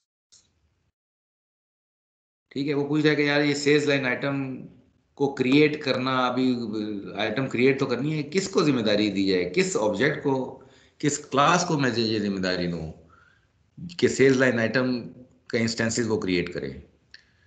I think a factory. ठीक है, वो कहते हैं जी फैक्ट्री को, मेरा ये ख्याल है, आसिफ एजाज से पूछ रहा है कि मेरा ये ख्याल है कि मुझे I think I should give this responsibility to the factory. अब फैक्ट्री क्या कॉन्सेप्ट है, अगर एजाज को पता होगा फैक्ट्री का कॉन्सेप्ट तो ओनली देन ही कैन रिस्पॉन्ड अप्रोप्रिएटली. इसका मतलब है कि factory is an important concept जिसकी अंडरस्टैंडिंग दोनों को होनी चाहिए, आसिफ को भी होनी चाहिए और एजाज को भी होनी चाहिए. एजाज कहता है कि by creator principle I think sale will be suitable. अब एक और वोकैबुलरी आ गई क्रिएटर की कि जी क्रिएटर का प्रिंसिपल के मुताबिक, क्योंकि उसमें जो प्रिंसिपल्स है उसके मुताबिक तो मेरा ख्याल है कि factory is not the appropriate class. I think we should make use of sales class for this purpose to create the objects of sales line item. तो इजाज ने ये कहा. आसिफ कहता है ओह राइट आई एग्री. तो he has immediately agreed, yes I think instead of factory, I should give this responsibility of creating sales line item to the sales class. So this is how, if we know the fundamental concepts, fundamental principles, so we create some common vocabulary, so we can better communicate as a software professionals. So with this preamble, let me start with the first principle, that is information expert. Okay. Information expert expresses common intuition that objects do things related to the information they have.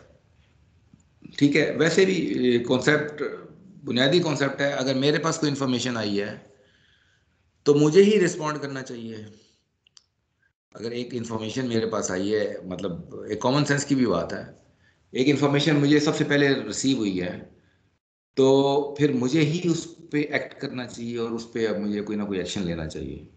तो यही एक बुनियादी concept है इसके अंदर कि जिसके पास information first hand information आती है उसी को रिस्पॉन्ड करना चाहिए. Let's see the second statement.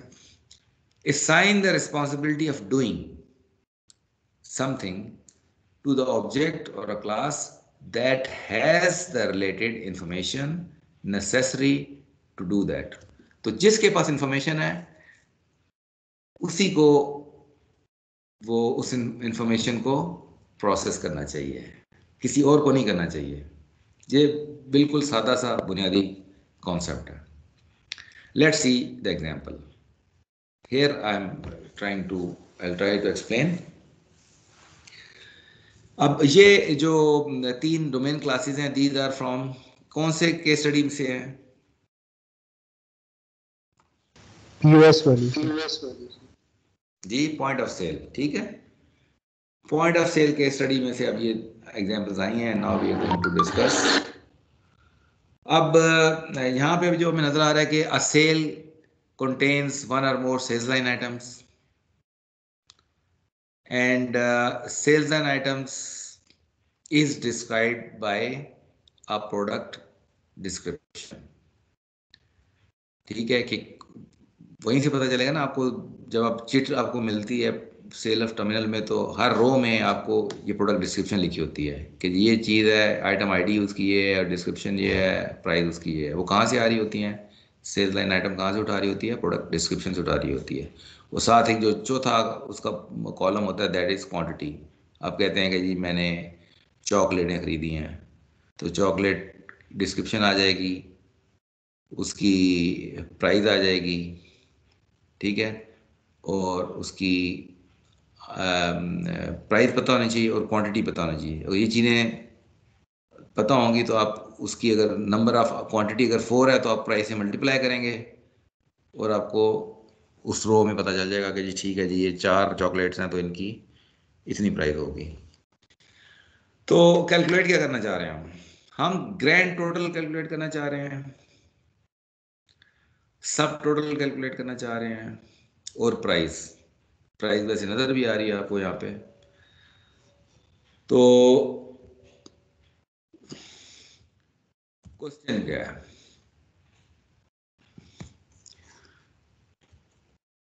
अच्छा, इसमें आपका यहाँ पे पहले क्या ख्याल है, थोड़ा सा यहाँ डिस्कस कर लेते हैं कि अब हमने ये ग्रैंड टोटल कैलकुलेट करना है हमने।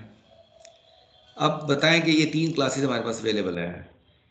ग्रैंड टोटल कैलकुलेट करने का जो मैंने मेथड डालना है, अगर हम टेक्निकल लैंग्वेज में बात करें कि मैंने ग्रैंड टोटल कैलकुलेट करना है, और obviously I have to add an operation in any of these 3 classes. Which class should be given this responsibility of calculating grand total? Sir sale में डालना चाहिए। अच्छा, आप रीजन भी बताएं क्यों डालना चाहिए। सर सेल ट्रांजिट करी है, उसके अंदर सेल्स के जो आइटम है और फिर आइटम से आप डिस्क्रिप्शन पे पहुंच सकते हैं। और सेल्स के अंदर मतलब it can access both the quantity and the price of all the items. तो ये सब टोटल और grand total. Good, very good explanation. Sir question है सर, ये हर आइटम के लिए एक सेपरेट डिस्क्रिप्शन है ना? अगर 5 चॉकलेट्स हैं तो हर पांचों की अलग हर किसी की अलग सेपरेट 5 होंगी ये प्रोडक्ट डिस्क्रिप्शन, राइट? बिल्कुल ठीक है। अच्छा, अब सब टोटल मतलब जैसे चिट मिलती है आपको तो हर रो पे एक टोटल लिखा हुआ होता है, उसे हम सब टोटल कह रहे हैं। सब टोटल कैलकुलेट करने की रिस्पांसिबिलिटी किसको देनी चाहिए? सर ये सेल्स लाइन आइटम में आनी चाहिए। क्यों? सर क्योंकि सेल में तो सारे आइटम्स हैं, इसमें स्पेसिफिक उस आइटम की बात हो रही है जिसकी क्वांटिटी हमें पता है और आगे प्राइस हम उसकी देख सकते हैं डिस्क्रिप्शन से, तो यहाँ पे सब बनता है। Good, very good explanation. और प्राइस जो है, प्राइस किसको पता होना चाहिए? प्राइस सर वो प्रोडक्ट की डिस्क्रिप्शन में वैसे भी लिखी हुई है, तो वो उसमें वहीं से आप गेट कर लेंगे, उससे पूछ सकते हैं भाई बताओ भाई क्या प्राइस है तुम्हारी। ठीक हो गया, good. Any comment from any other student? कोई इस पे आपकी कमेंट है, डिस्कशन करना चाहते हो तो you are free to discuss.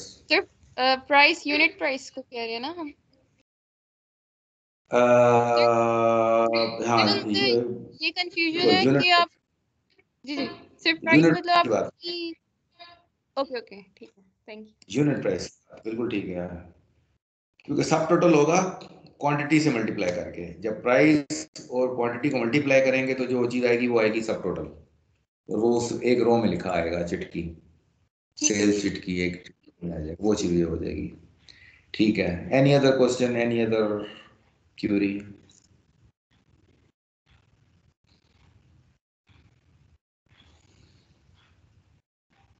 ठीक है, चलिए फिर आगे चलते हैं।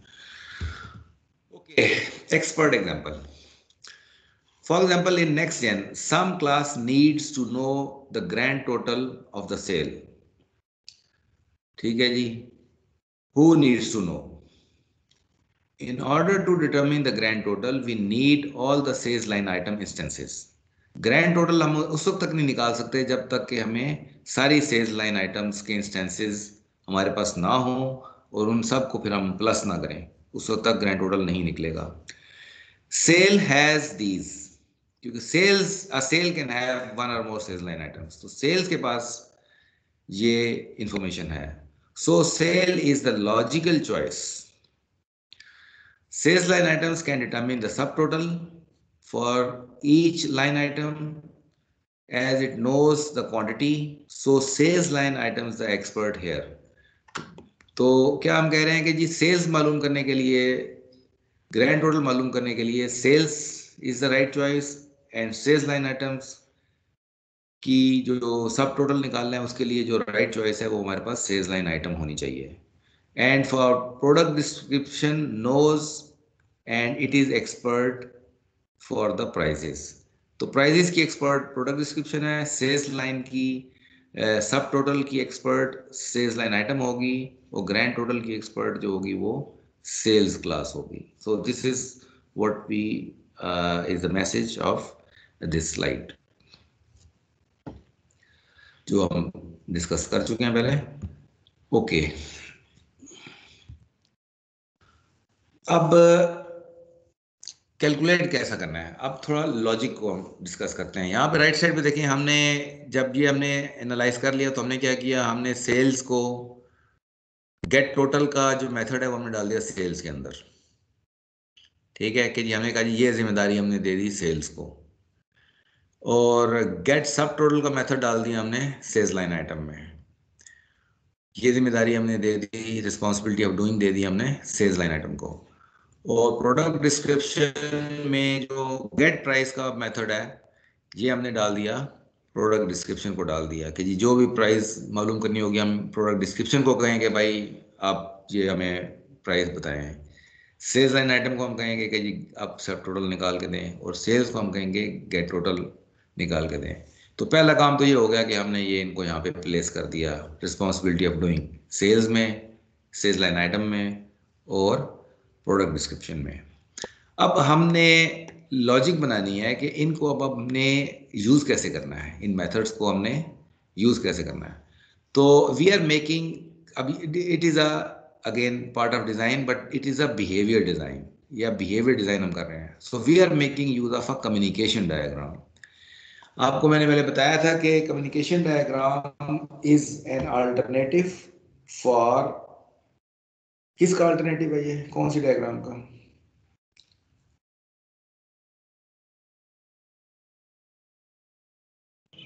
Sir sequence diagram. Sequence diagram. So communication diagram for sequence diagram, हम अल्टरनेटली सीक्वेंस डायग्राम भी यूज़ कर सकते हैं, कम्युनिकेशन डायग्राम भी यूज़ कर सकते हैं. लेकिन यहाँ पे जब मैं आपको एक्सप्लेन करूँगा तो आपको फील होगा कि कम्युनिकेशन डायग्राम के ज़रिए एक्सप्लेन करना ज़्यादा वाकई आसान है इसमें, क्योंकि 3 क्लासेस शो की हैं तो हमने 3 ऑब्जेक्ट्स बना लिए हैं. एक हमने सेल का ऑब्जेक्ट बना लिया, एक हमने बना लिया सेल्स लाइन आइटम का बना लिया, और प्रोडक्ट डिस्क्रिप्शन का बना लिया. हमें पता है कि ये मेथड यहाँ पड़े हुए हैं. तो यहाँ पे इसका मतलब है सेल्स को हम कह सकते हैं ना, सेल्स को हम कह सकते हैं गेट टोटल.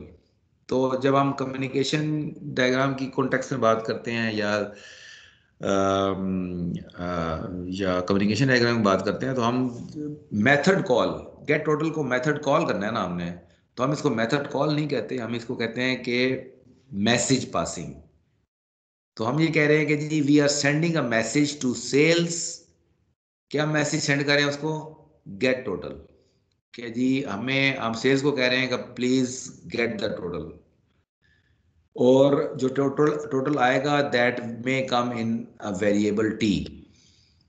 तो ये हमने डिजाइन कर दिया कि सेल्स को हमने कहना है कि भाई प्लीज गेट अ टोटल, तो sales will get a total, उसकी अपनी लॉजिक होगी, वो हम नहीं अभी डिस्कस कर रहे, but ultimately we will get a return, और उसमें हमें टी में वो टोटल आ जाएगा हमारे पास। अब हम सेल्स को जब हम कहेंगे भाई आप टोटल बताएं, तो सेल्स को इंटर्न क्या करना चाहिए? सेल को इंटर्न ये करना चाहिए कि सेल्स लाइन आइटम को कहना चाहिए कि प्लीज गेट सब total of all the items which you have. तो इसमें देखिए स्टैटिक सा लगा हुआ है। स्टैटिक का मतलब है कि it will ask the sales line item multiple times to it Return will all. it will send multiple messages to sales line item to get subtotals। अगर 4 सेल्स लाइन आइटम है तो 4 दफा गेट सब total उससे लेगी, और जब सारे गेट टोटल इसके पास आ जाएंगे सेल के पास, then it has to add करके इसको टोटल बनाना चाहिए, और then this total should be return back in variable T. ठीक है जी। अब जब सेल्स लाइन आइटम को कहा जाएगा कि जी आप सब टोटल निकालें, और इसको मल्टीपल मैसेजेस आएंगे, तो हर मैसेज के लिए sales line item will ask the product description to provide the price of that item. तो ये जो प्राइस है, गेट प्राइस, उसको कहेगा जी गेट प्राइस। एक सेल आइटम आई, उसको कहा जी गेट प्राइस, उसकी प्राइस मिल जाएगी, वो अपनी क्वांटिटी से उसको मल्टीप्लाई करेगा, जो क्वांटिटी है यहाँ पे पूरा उसका सब टोटल क्रिएट होगा, सब टोटल इसको वापस कर देगा सेल को, सेल अपने पास रख लेगा, फिर अगले अगले आइटम का कहेगा जी अब इसका सब टोटल दो मुझे। सो सारा जो सब टोटल्स हैं वो अकोमुलेट करती जाएगी सेल्स अपने पास। जब ये सारी एट्रिशंस कंप्लीट हो जाएंगी पूरी, उसके बाद उसको टोटल जो है वो वापस कर देगी sales. So this is a logic which we have designed as a designer, as an object oriented designer. इस तरीके से हम एक डिजाइन को डिजाइन करते हैं कि जी कैसे हमने उसको करना है। एनी क्वेश्चन ऑन तो बिहेवियर डिजाइन, तो हमने देखें स्ट्रक्चर डिजाइन भी किया है, और साथ फिर हम साथ साथ हम बिहेवियर डिजाइन भी कर रहे हैं साथ साथ। Any question comment on this slide? No sir. चलिए ठीक हो गया। तो इसमें एक तो ये बात होगी कि हमने ये जो रिस्पॉन्सिबिलिटीज यहाँ पे जो हमने गेट टोटल गेट सब टोटल दिया है, ये हमने कौन सा प्रिंसिपल यूज किया है? Principal of expert. एक्सपर्ट कह लें या इंफॉर्मेशन एक्सपर्ट कह लें, उस प्रिंसिपल को यूज करके हमने यहाँ पे ये मेथड्स इसमें ऐड किए हैं। Expert contraindications. पॉइंट ये है कि एक्सपर्ट कब हमें यूज नहीं करना चाहिए, प्रेज करनी चाहिए। ये प्रिंसिपल हर जगह लागू नहीं है। कब? When there is a problem with coupling और कोहिजन। कपलिंग या कोहिजन की प्रॉब्लम आ जाए तो फिर एक्सपर्ट को सोच समझ के इस्तेमाल करना चाहिए। For example, sale has a sales data. ठीक है जी, हम कहते हैं सेल्स डेटा सेल के पास है, टोटल किया हुआ सेल के पास पड़ा हुआ है। So you could logically think that it would store in the database. ठीक है, आप यही कहेंगे कि जी ठीक है जी, मैं पूछूं आपसे कि जी डेटाबेस में अब सेल्स को स्टोर करना है, तो who should be given the responsibility of storing the total sale in the database? तो आप ने एक्सपर्ट पैटर्न पढ़ा हुआ है, तो आप कहेंगे भाई इसी के पास डेटा है तो इसी को डेटाबेस में स्टोर करना चाहिए। However, that makes sales dependent upon database. That is third layer logic. अगर इसको थोड़ा सा मैं एक्सप्लेन करूं आपको, let me select the pen. तो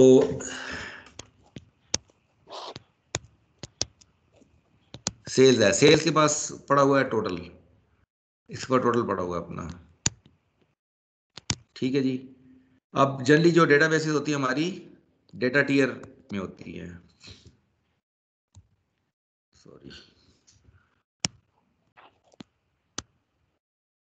सेल्स है और डेटाबेस हमारी नीचे होती है, सेल्स है। तो अब हम कहते हैं जी सेल्स के पास टोटल टोटल पड़ा हुआ है, तो हमें डेटाबेस में ये सेव करें, सेल्स डेटाबेस में सेल करें। फिर आपसे अगला क्वेश्चन मैं करूंगा जी, सेल्स लाइन आइटम में भी सेल्स लाइन आइटम पड़ी हुई हैं, सेल्स लाइन आइटम। तो आप कहेंगे जी इसके पास सेल्स लाइन आइटम पड़ी है, तो सेल्स लाइन आइटम में ये डेटाबेस में सेव करें। ठीक हो गया। तो ये अब लेयर ही डिफरेंट है। ठीक हो गया। एक ये भी इशू होता है कि जब हम इंटर लेयर कम्युनिकेशन हमने करनी होती है, तो फिर हम अपनी number of connections layer to layer, जिसको हम कपलिंग भी कहते हैं, हम नंबर ऑफ कनेक्शंस अपने कम से कम रखते हैं। इंटर लेयर कनेक्शंस और कपलिंग जो है हम कम से कम रखते हैं। ठीक है, यहाँ पे कोई और चीज़ हो सकती है, हम कहेंगे जी अच्छा जी इसके बाद ये डेटा पड़ा है तो ये डेटाबेस में सेव करते हैं। तो जनरली जब इंटर लेयर हम कपलिंग कनेक्शंस हम कम से कम रखते हैं, इंटर लेयर कपलिंग हमारी कम से कम होनी चाहिए, ताकि हम किसी भी स्टेज पे अगर कोई अपनी लेयर की हम फॉर एग्जाम्पल मैं डेटाबेस चेंज करना चाहता हूँ, मैं कहता हूँ जी मैं अभी ओरेकल यूज़ कर रहा था तो अब मैं माई एसक्यूएल यूज़ करना चाहता हूँ, तो वो हमारी अगर हमने इतनी सारी कपलिंग अपनी डेटाबेस से बनाई होंगी तो हम हमारे लिए फिर फ्लेक्सिबिलिटी कम हो जाती है। तो जनरली हम जब डेटाबेसेस के हम कोई कनेक्टिविटी करना हो तो हम अलग से डेटाबेस के साथ कनेक्ट करने के लिए हम एक गेटवे टाइप चीज़ बनाते हैं। गेटवे टाइप चीज़ बनाते हैं जब भी इंटरलेयर कम्युनिकेशन हमने करनी होती है, तो उस गेटवे के जरिए सारी कम्युनिकेशन की जाती है। हम गेटवे को कहते हैं भाई तुम ये काम करो, डेटाबेस सेव करने वाला इसको कहेंगे and gateway will interact with the database. एक तरह का गेटवे बनाते हैं बजाय, ताकि हमारी इंटरलेयर कम्युनिकेशन और कपलिंग कम से कम हो। तो इस तरह की सिचुएशन की बात यहाँ पे हो रही है कि अगर आपकी कपलिंग जो है आपकी बढ़ जाती है एक्सपर्ट वाला लॉजिक लगा के, तो फिर आपको एक्सपर्ट को यूज नहीं करना चाहिए। I hope I have been able to explain. कोई इसमें क्वेश्चन हो तो पूछ सकते हैं।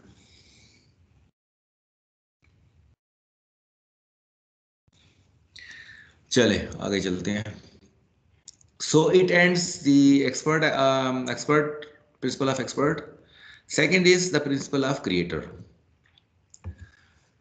क्रिएटर में क्या कहते हैं कि जी assign class B the responsibility to create an instance of class A if, यानी क्या कहना चाह रहे हैं कि हम दो हाइपोथेटिकल क्लासेस ले ली, हम कहते हैं ये क्लास B है और एक क्लास A है, और हम कहते हैं जी B क्लास को क्लास A का इंस्टेंस क्रिएट करना चाहिए।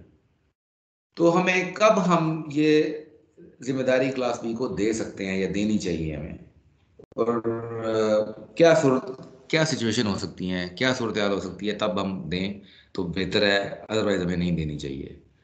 तो first situation could be that B aggregates A objects. ठीक है, B एग्रीगेट ऑब्जेक्ट्स को कर सकती है। फॉर एग्जांपल B के अंदर कोई आपने कलेक्शन बनाई हुई है A ऑब्जेक्ट्स की, तो उसको एग्रीगेट कर रही होगी। ठीक हो गया। इसी तरह B कंटेन्स A ऑब्जेक्ट्स। तो कंटेनमेंट और एग्रीगेशन में ये फ़र्क होता है कि एग्रीगेशन में जो A ऑब्जेक्ट्स हैं वो कहीं बाहर क्रिएट हुए हैं और उनको आके यहाँ पे रख दिया गया है। ठीक है, कलेक्शन में जाकर क्रिएट कर दिया गया है। कंटेन में ये होता है कि बी ने ऑब्जेक्ट्स क्रिएट भी खुद ही किया है, क्रिएट भी खुद ही करेगी और उसके बाद अपने कलेक्शन में रखेगी। तो ये थोड़ा सा स्ट्रॉन्गर बॉन्ड को कंटेन कहते हैं, थोड़ा सा वीकर बॉन्ड होता है उसको हम एग्रीगेशन कहते हैं। Then B records instances of A objects. उनको कहीं रिकॉर्ड कर रहे हैं, वेरिएबल्स में डाल रहे हैं या मे बी कलेक्शन में ही डाल रहे हैं। Again that would be the same concept. और B closely uses a objects, maybe किसी मेथड कॉल में यूज कर रहा है, मेथड कॉल में या उसको या ए के मेथड को कॉल करना पड़ रहा है उसको। तो अगर क्लोजली यूज कर रहा है B, again it is a good choice. और B has initializing data that will be passed to A when it is created। तो बी के पास कोई ऐसी इंफॉर्मेशन पड़ी हुई है जो ए को क्रिएट करने के लिए ज़रूरी है, तो ये भी एक सिचुएशन हो सकती है। तो इन सूरत हाल में हम कह सकते हैं कि जी B should be the right choice to create instance of class A. अब आगे चलते हैं, let's see the case study of Monopoly. अब who creates a particular objects? अब let's take a question. In Monopoly, who creates the square objects? अब इधर सोच के बताएं कि स्क्वायर का ये जो ऑब्जेक्ट है, स्क्वायर के हमने 40 स्क्वायर बनाने हैं, हमने 40 ऑब्जेक्ट्स क्रिएट करने हैं स्क्वायर के। Who should be given this responsibility of creating instances of squares? क्योंकि एक 40 स्क्वायर बनाने होते हैं, किसको जिम्मेदारी बोर्ड के बोर्ड को? क्यों बोर्ड को देनी चाहिए? सर वो कंटेन कर रहा है इसको। बोर्ड ने कंटेन कर लिया है 40 स्क्वायर्स, तो बोर्ड को जिम्मेदारी देनी चाहिए। पीस के बारे में क्या ख्याल है? पीस भी तो उसके साथ करेक्ट हुआ है, वैसे कपलिंग तो पीस की भी है। सर स्क्वायर होगा तो पीस उस पे आ सकेगा, तो वो प्री एग्जिस्ट करेगा तो तब पीस उस पे आ सकता है। अच्छा, अगर मैं मोनोपोली गेम को दे दूं, मोनोपोली गेम अगर देखें तो मोनोपोली गेम को बोर्ड क्रिएट करना चाहिए। गेम स्टार्ट होगी तो बोर्ड को ऑब्जेक्ट क्रिएट करेंगे, फिर हम स्क्वायर के ऑब्जेक्ट क्रिएट करेंगे। तो मोनोपोली ने बोर्ड का ऑब्जेक्ट क्रिएट करना है, ये तो लॉजिकल बात है, हमें समझ आ रहा है कि सबसे पहले हम स्टार्ट अगर लेंगे ऑब्जेक्ट क्रिएट करने, तो सबसे पहले मोनोपोली गेम का ऑब्जेक्ट क्रिएट करेंगे, फिर हम एक बोर्ड का ऑब्जेक्ट क्रिएट करेंगे, फिर हम 40 स्क्वायर के ऑब्जेक्ट क्रिएट करेंगे। तो बोर्ड के ऑब्जेक्ट को हम कहते हैं जी ये स्क्वायर के ऑब्जेक्ट को क्रिएट करना चाहिए। मोनोपोली को भी तो गेम के ऑब्जेक्ट को भी तो कह सकते हैं ना कि तुम क्रिएट कर दो यार, क्या कहना है बोर्ड को, हम यहाँ इंस्टेंसेस क्रिएट कर सकते हैं। टेक्निकली कोई मसला नहीं है, लेकिन क्या मसला है, क्यों इसको नहीं देना चाहिए हमें मोनोपोली गेम को? सर ये कपलिंग फिर ज्यादा नहीं हो जाएगी? बोर्ड को मतलब स्क्वायर से भी उसको इन्फॉर्मेशन चाहिए होगी, मोनोपोली गेम से भी उसको फिर लेनी पड़ेगी कि कितने क्रिएट हुए हैं। Very good answer. कपलिंग बढ़ जाएगी हमारी, क्योंकि मोनोपोली की अभी कपलिंग सिर्फ बोर्ड के साथ है। अब अगर हम इसको क्रिएट करेंगे, इसका मतलब हमें एक और कपलिंग इसके साथ भी क्रिएट करनी पड़ जाएगी, तो हमारी स्क्वायर के साथ कपलिंग ज्यादा हो जाएगी। तो बुनियादी बात यह है कि जब हम ऑब्जेक्ट ओरिएंटेड डिजाइन कर रहे होते हैं तो हमने इन चीज़ों का ख्याल रखना होता है कि हमारी कपलिंग कम से कम हो, और कपलिंग कम, जब हम इन प्रिंसिपल्स को यूज करते हैं तो हमारी कपलिंग कम से कम होती है। तो जब हम कहते हैं जी बोर्ड ने यूज करना है, तो बोर्ड ही उसको क्रिएट कर ले, कंटेन कर ले, तो फिर हमारी कपलिंग, क्योंकि उसने वैसे ही यूज करना है, कपलिंग तो उसकी बननी है, तो यही क्रिएट कर लेगा, तो हमें एडिशनल कपलिंग नहीं क्रिएट करनी पड़ेगी। तो this is also an important factor. ठीक है जी, गुड आंसर्स। आगे चलते हैं। Obviously board object, not the die object, not player but the board. ठीक है, प्लेयर भी देखें, प्लेयर की कपलिंग का कोई मकसद नहीं बनता। डाई हम तो किसी भी ऑब्जेक्ट को कह सकते हैं जी create new square 40 time, loop object create करने का कहीं भी क्रिएट कर सकते हैं, वो तो कोई इशू नहीं है, लेकिन प्रिंसिपल को जब तक फॉलो नहीं करेंगे हम अच्छा डिजाइन नहीं बना सकते। So in general container creates things content. तो ये असूल आपने याद रखना है कि container creates things it contains. सबसे जो सुनहरा असूल है वो ये याद रखना है आपने। ओके जी, कॉन्ट्रा इंडिकेशंस। व्हेन, कब हमें ये इसको, इस प्रिंसिपल को हमें फॉलो करते हुए जरा ध्यान रखना चाहिए। When creating requires complexity. अगर तो सिंपल है, न्यू करके तो क्रिएट कर देना आपने, फिर तो कोई मसला नहीं है। लेकिन अगर आपने मुख्तलिफ जगहों से कोई डेटा लेके कोई लॉजिक्स लगानी है आपने, और मुख्तलिफ जगहों से डेटा कलेक्ट करके, और फिर आपने एक कम्प्लेक्स लॉजिक बिल्ड करनी है, और उसकी बेस पे आपने डिसाइड करना है कि यार मैंने ऑब्जेक्ट क्रिएट करना है कि नहीं करना, इस तरह की कोई हैवी प्रोसेसिंग है जिसमें बहुत से और एलिमेंट्स भी इन्वॉल्व हो जाते हैं, और फिर आपने वो काम करना है, तो then you should think, rethink your choice. फिर ये सादा असूल जो अभी हमने कहा जी, जो कंटेन करते वही कर ले, उसको उससे थोड़ा सा आपने ध्यान रखना है कि ना करें। So when creating requires complexity such as using existing instances of a class, एक ये रीजन हो सकता है कि ऑलरेडी आपने कोई एग्जिस्टिंग इंस्टेंसेस को यूज करना है पहले, conditionally creating instances from one class or another based on some external properties, यानी कि कोई कम्प्लेक्स है जिसमें बहुत सी क्लासेस इन्वॉल्व है। जब आपने एक डिसीजन लेना है कि मैंने ऑब्जेक्ट किस बुनियाद पे, किस बेसिस पे, किस लॉजिक पे क्रिएट करना है, in these cases delegate creation, ठीक है, ताकि आपकी जो कॉम्प्लेक्स लॉजिक है वो आपके कंटेनर में ना आए, कॉम्प्लेक्स लॉजिक को कहीं और ले जाएं उठा के, उसको डेलीगेट कर दें क्रिएशन किसी को, कंप्लेक्सिटी फिर किसी हेल्पर क्लास में डालते हैं। Delegate creation to the helper class, generally we called it concrete factory और एब्स्ट्रैक्ट फैक्ट्री। तो जनरली जो फैक्ट्री का कॉन्सेप्ट होता है वो आप आगे पढ़ेंगे जाके, जब डिज़ाइन पैटर्न पढ़ेंगे, कि फैक्ट्री क्लासेस जो होती हैं हम स्पेशली डिज़ाइन की जाती हैं ऑब्जेक्ट्स क्रिएट करने के लिए, और वो इसीलिए की जाती हैं ताकि हमारी जो कंप्लेक्सिटी है वो हम किसी एक जगह पे रख दें जाके, और उससे फ़ायदा ये होता है कि हमारी जो डोमेन क्लासेस होती हैं, डोमेन क्लासेस में डोमेन कॉन्सेप्ट ही हम रखते हैं। जैसे ये सारी डोमेन क्लासेस हैं, डोमेन क्लासेस में जो हम रिस्पॉन्सिबिलिटी ऑफ डूइंग डालते हैं उसको हम सिंपल रखते हैं।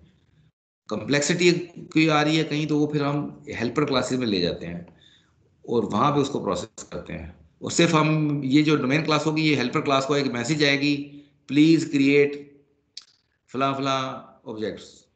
अब कम्प्लेक्सिटी उसके पास होगी कि उसने देखना है कि वो सिचुएशन सारा इन वो जो प्री रिक्विजिट्स हैं वो पूरे हैं कि नहीं है, अगर हैं तो कर देगा, अदरवाइज उसको it will send back the message कि जी नहीं, पूरे प्री रिक्विजिट पूरे नहीं है तो नहीं हो सकता। तो हम क्या करते हैं कि जो हमारी जो बिजनेस लॉजिक होती है, हम बिजनेस लॉजिक को ही यहाँ पे रखते हैं, और अगर उसमें कोई कम्प्लेक्सिटी आ जाए तो उसको हम डेलीगेट कर देते हैं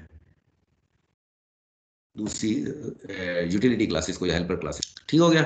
तो ये इस चीज़ का हमने ध्यान रखना है। तो ये जो असूल है कि container creates thing it content, it is but these are some contraindications, इनका ध्यान रखना है। तो ये हमारा सेकंड प्रिंसिपल ही खत्म हो गया। अब कोई इस पे कोई क्वेश्चन हो, कोई डिस्कशन, कोई comment?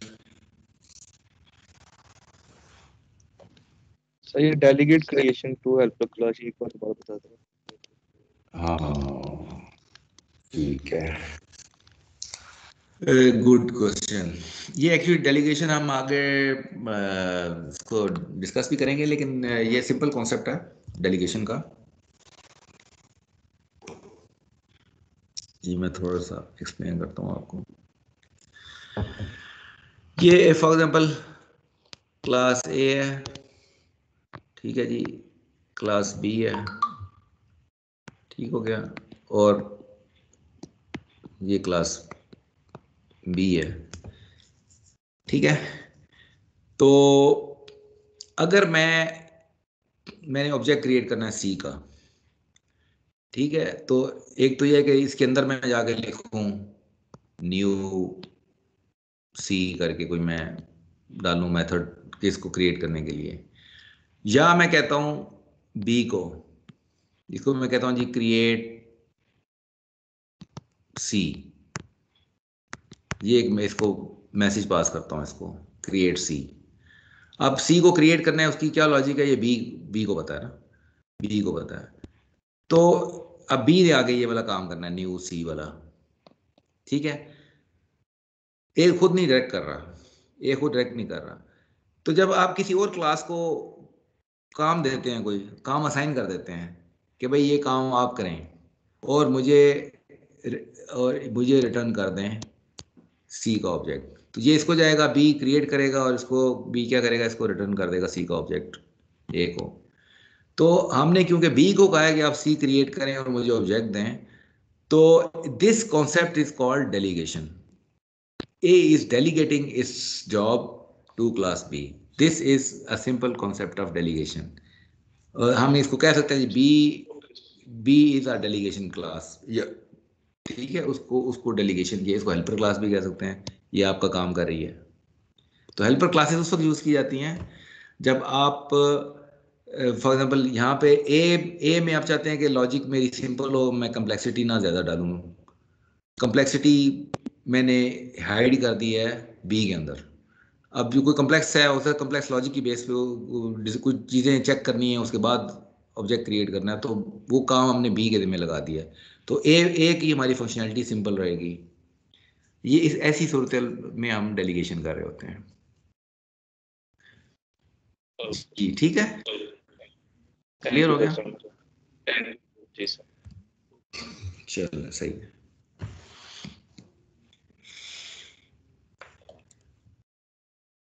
Okay, third is principle is polymorphism.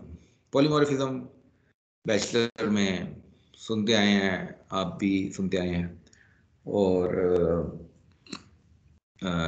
Use भी किया है आपने, बट प्रिंसिपल लेवल पे इसको थोड़ा सा हम डिस्कस करते हैं कि प्रिंसिपल क्या है। प्रॉब्लम क्या आती है once we make a design, कुछ प्रॉब्लम्स हम फेस कर रहे होते हैं। The problem generally is how to handle alternatives based on type, also how to create pluggable software components। ठीक है, अल्टरनेटिव के लिए हम इफ एल्स स्टेटमेंट यूज करते हैं, कई दफा हम केस स्विच स्टेटमेंट यूज करते हैं, और इफ देन एल्स करके if this then that, if this then that, या केस स्टेटमेंट यूज करते हैं। तो पॉलीमॉर्फिज्म में हम ये कहते हैं कि जी हमें ये switch statement, if statements use नहीं करनी चाहिए, हमें पॉलीमॉर्फिज्म की फंक्शनैलिटी यूज करनी चाहिए once we have to make some choices. ठीक है, ये बुनियादी तो ये फलसफा है इसका। अब अल्टरनेटिव जब हम इफ एल्स स्टेटमेंट लगाते हैं तो वो फिर हम फिक्स हो जाते हैं। फॉर एग्जांपल मैं केस स्टेटमेंट लगाता हूँ तो मैं 4 फॉर एग्जांपल फिक्स स्टेटमेंट लगाता हूँ और एक मैं डिफॉल्ट डाल दूंगा, लेकिन वो फिक्स हो जाएगा। फ्यूचर में अगर मैंने कोई एक और अल्टरनेटिव ऐड करना है तो मुझे कोड को चेंज करना पड़ेगा। इसका मतलब क्या हुआ कि मेरा कोड जो है वो it is open to changes. तो ऐसा कोड देर पा नहीं होता, उस कोड में चेंजेस आपको फ्यूचर में कभी करनी पड़ सकती हैं। तो इसके अल्टीमेटली अगर आप इस तरह का कोड लिखेंगे तो आपका सॉफ्टवेयर की मेंटेनेंस की कॉस्ट ऊपर चली जाती है। तो जो प्रिंसिपल्स होते हैं और डिज़ाइन पैटर्न होते हैं, प्रिंसिपल्स होते हैं, उनमें ऐसे डिज़ाइन सजेस्ट किए जाते हैं कि आपको फ्यूचर में आपको री कोड ना करना पड़े, आपको क्लासेस को कोडिंग ना करनी पड़े या कम से कम करनी पड़े। मिनिमम, जितनी आपकी मिनिमम कोडिंग होगी उतना आपका काम आसान होगा। तो पॉलीमॉर्फिज्म हमें ये फैसिलिटी देती है कि आप एक स्टेबल किस्म का कोड लिख सकते हैं। स्पेशली चेंजेस कब करनी पड़ती हैं, जब चॉइसेस की सूरत हाल बन जाती है उस वक्त। आगे देखते हैं examples.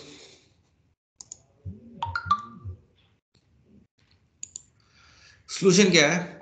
When related alternatives or behaviors vary by type, assign the responsibility for behavior using polymorphic operations to types for which behavior varies। तो हम ये कहते हैं कि जी पॉलीमॉर्फिक ऑपरेशंस आप बनाएं।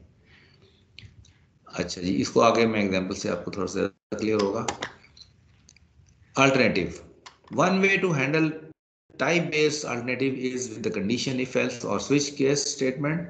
It is a bad approach. Example, in point of sale, text calculator uses a standard interface, iText calculator adapter, to call any actual calculator। ये आगे मैं दिखाता हूँ आपको। Benefit क्या होगा? Extensions required for new variations are easy to add. New implementation can be introduced without affecting the client।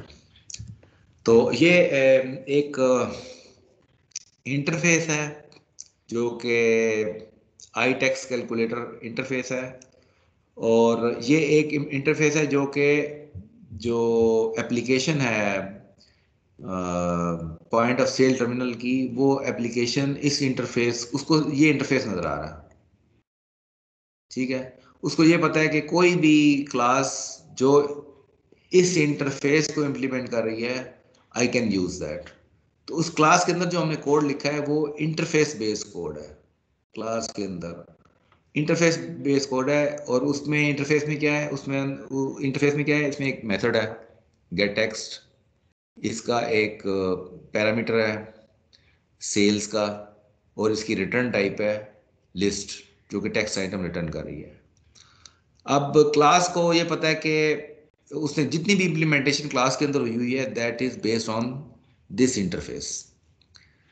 अब इसका मतलब क्या हुआ कि उस क्लास को हर वो ऑब्जेक्ट पास किया जा सकता है जो कि इस इंटरफेस की टाइप का है। फॉर एग्जांपल ये एक थर्ड पार्टी टेक्स्ट कैलकुलेटर है, इसका नाम है टेक्स्ट मास्टर। एक और है good as gold tax pro. इसी तरह और भी बहुत से हो सकते हैं। तो इनका किसी का भी ऑब्जेक्ट हम उसको पास कर देंगे तो वो उसकी फंक्शनैलिटी को रीराइट नहीं करना पड़ेगा हमें, ठीक है। By polymorphism, multiple tax calculator adapters have their own similar but varying behaviour. ये अपने माइक बंद कर लें।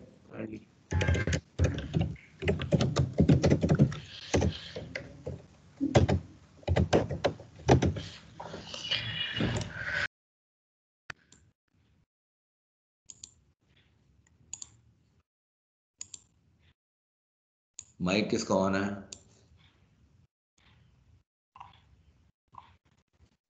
Okay, thank you. So by polymorphism, multiple text calculator adopters have their own similar but varying behavior for adopting to different external text calculator. तो हम जो अपनी functionality लिखेंगे वो वन टाइम में लिखेंगे, and that functionality will be based on interface. उसका फायदा ये होगा कि अगर हम अभी हमें 2 टेक्स्ट कैलकुलेटर अवेलेबल हैं, तो अगर फ्यूचर में कोई और भी टेक्स्ट कैलकुलेटर आ जाता है किसी और कंपनी का, तो उसका भी डॉक्टर अगर अब इसकी बेस पे हम लिख देंगे तो वो it can be also integrated without changing the code, because code has been written based on the interface. तो ये एक पॉलीमॉर्फिज्म है कि we can easily switch our various classes because of polymorphism.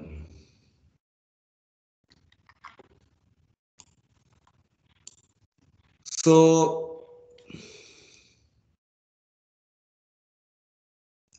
any question on this slide?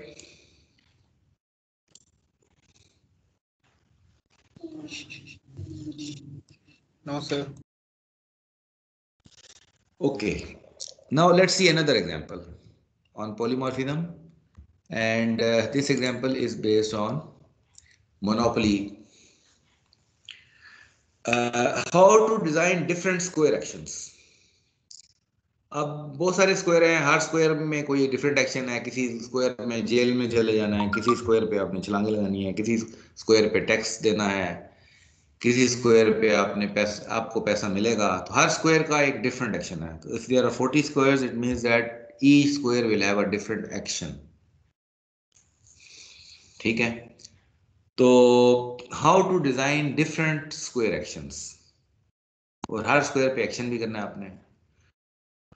For example, when player lands on a go square, जहां से start लेते हैं game का, तो स्टार्ट लेते साथ ही उसको गेम शुरू करने के $200 मिल जाते हैं कि जी ये लें, आपके पास $200 हैं, आप बिजनेस शुरू करें, कमाई शुरू करें, ठीक है जी। तो there is different action for landing on income tax. Income tax पे लैंड करेगा तो उसको टैक्स अदा करना पड़ेगा। इसी तरह there are various sections. Notice that there is a different rule for different types of square. So guideline क्या है? व्हेन रिलेटेड अल्टरनेटिव्स और बिहेवियर्स वेरी बाय टाइप, जो हमने पीछे पढ़ी है गाइडलाइन, ये assign responsibility of for a behavior using polymorphic operations to the types for which behavior varies। तो अब हमें ये पता है कि जी 40 स्क्वायर हैं, सारे स्क्वायर हैं, सिर्फ जो उनमें डिफरेंस है उनकी जो है एक्शंस का डिफरेंस है, एक्शन क्या लेना है। एक तरीका तो ये हो सकता है कि हम स्विच केस स्टेटमेंट यूज करें कि जी इफ स्क्वायर की टाइप डिटेक्ट करें, हम कहें जी if it is your go square तो player receives 200, if your income tax square then player pays tax. इसी तरह 40 के 40 हर स्क्वायर के लिए हम एक केस स्टेटमेंट लिख दें। This could be one way. What operation that varies, तो वेरी क्या कर रहा है इनमें, चेंज क्या हो रहा है? चेंज हो रहा है कि एक्शन क्या, प्लेयर का एक्शन क्या है, प्लेयर का एक्शन चेंज हो रहा है हर स्क्वायर पे। तो that is what happens when a player lands on the square. जैसे ही किसी स्क्वायर पे लैंड करता है तो उसने कोई एक्शन लेना है। Thus a good name for polymorphic operation is landed on. तो एक प्लेयर का एक ऑपरेशन हो सकता है, पॉलीमॉर्फिक ऑपरेशन हम डिजाइन कर सकते हैं लैंडेड ऑन, जो कि प्लेयर ने उसको एग्जीक्यूट करना होगा।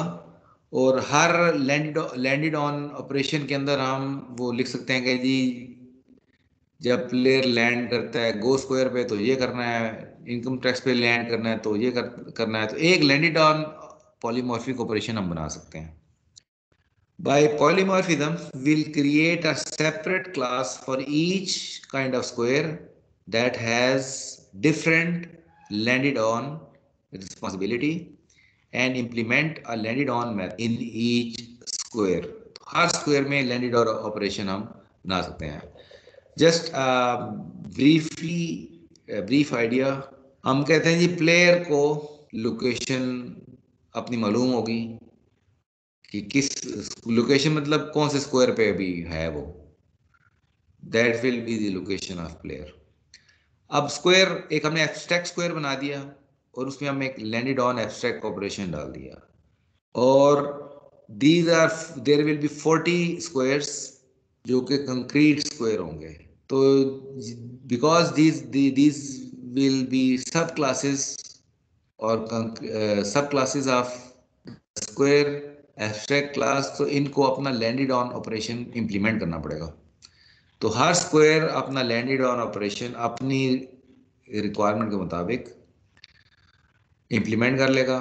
गो स्क्वायर पे क्या करना है, इनकम टैक्स पे क्या करना है, रेगुलर पे करना है। तो एक हमने, this is how we create a polymorphic operation, कि एक हमने एब्स्ट्रैक्ट स्क्वायर का कॉन्सेप्ट बना लिया और उस कॉन्सेप्ट के नीचे एक हमने लैंडेड ऑन, जो चीज़ें चेंज हो रही हैं, लैंडेड ऑन ऑपरेशन चेंज हो रहा है तो हमने उसको पॉलीमॉर्फिक ऑपरेशन बना लिया। ये एब्स्ट्रैक्ट है, इसकी इम्प्लीमेंटेशन नहीं है यहाँ पे, but all these specialized classes are required to implement this landed on operation। Any question on this slide?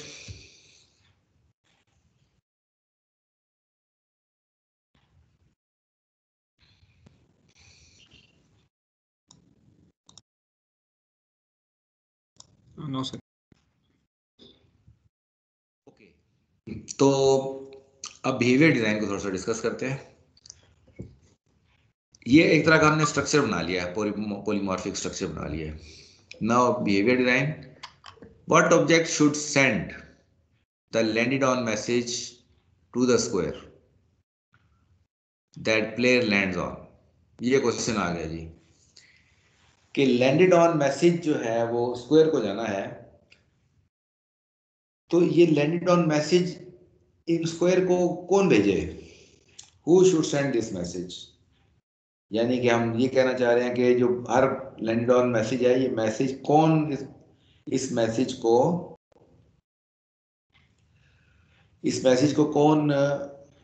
Call करेगा, या इस मेथड को कॉल कौन करेगा स्क्वायर के अंदर? इसको हम कहते हैं जी मैसेज कौन सेंड करेगा स्क्वायर को, किसको करना चाहिए? तो हम कहते हैं जी since player software object already knows its location, जो कि लोकेशन बेसिकली स्क्वायर ही है, that one it landed on, then by the principle of low coupling and expert, class player is a good choice to send a message. ठीक है, as a player already has a visibility to correct square. तो हम ये कह रहे हैं कि जी by the principle of expert जो भी हमने पढ़ा है, हमें प्लेयर को ये लैंडेड ऑन का मैसेज सेंड करना चाहिए स्क्वायर को। क्यों करना चाहिए? कि क्योंकि player knows the square on which it has landed, because player already has principal visibility to the correct square. Naturally this message should be sent at the end of take turn method. चलें, इसकी जरूरत नहीं है, लेकिन यहाँ पे हम ये डिस्कस कर रहे हैं कि उसके बिहेवियर में अभी हमें लैंडेड ऑन एक मैसेज तो हमने डाल दिया स्क्वायर्स के अंदर, अब हमने ये डिसाइड करना है कि लैंडेड ऑन मैसेज को सेंड कौन करेगा या कॉल कौन करेगा ये मैसेज। तो हम कह रहे हैं कि जी by principle of expert, because player has the knowledge of the square, therefore player is the right choice to send this message landed on. तो ये एक हमने बिहेवियर डिजाइन किया है। बिहेवियर को हम देखते हैं कि प्लेयर, पहली बात है कि प्लेयर ने अपनी टर्न लेनी है। प्लेयर टर्न लेगा, उसके बाद टर्न लेगा तो क्या होगा, उसके बाद दो डाइस हैं हमारे पास, तो दो डाइस हैं तो बारी बारी रोल होंगी। पहले डाइस, या एक ही डाइस को दो बार रोल करेंगे आप, या दो डाइस हैं तो उसको दोनों को हम रोल करेंगे। तो there would be some loop, हम रोल करेंगे डाइस को एक दफ़ा, फिर उसी डाइस को दो दफ़ा रोल करेंगे। तो होगा क्या कि हम प्लेयर और उस दो बार रोल करने के बाद जो भी आंसर आएगा उसकी फेस वैल्यू का, फॉर एग्जाम्पल एक दफ़ा 4 आ गया, एक दफ़ा 6 आ गया, तो अब 6 और 4 को ऐड करना है, तो फिर हमें टोटल आंसर आएगा कि टोटल फेस वैल्यू आंसर क्या है। तो फॉर एग्जाम्पल एक दफ़ा हमने 4 रोल किया तो आया, दूसरी बार 6 आया, तो टोटल फेस वैल्यू हो जाएगी 10। तो रोल करेंगे 2 टाइम्स लूप में and we will get the face value and we will add face value, तो टोटल फेस वैल्यू आ जाएगी।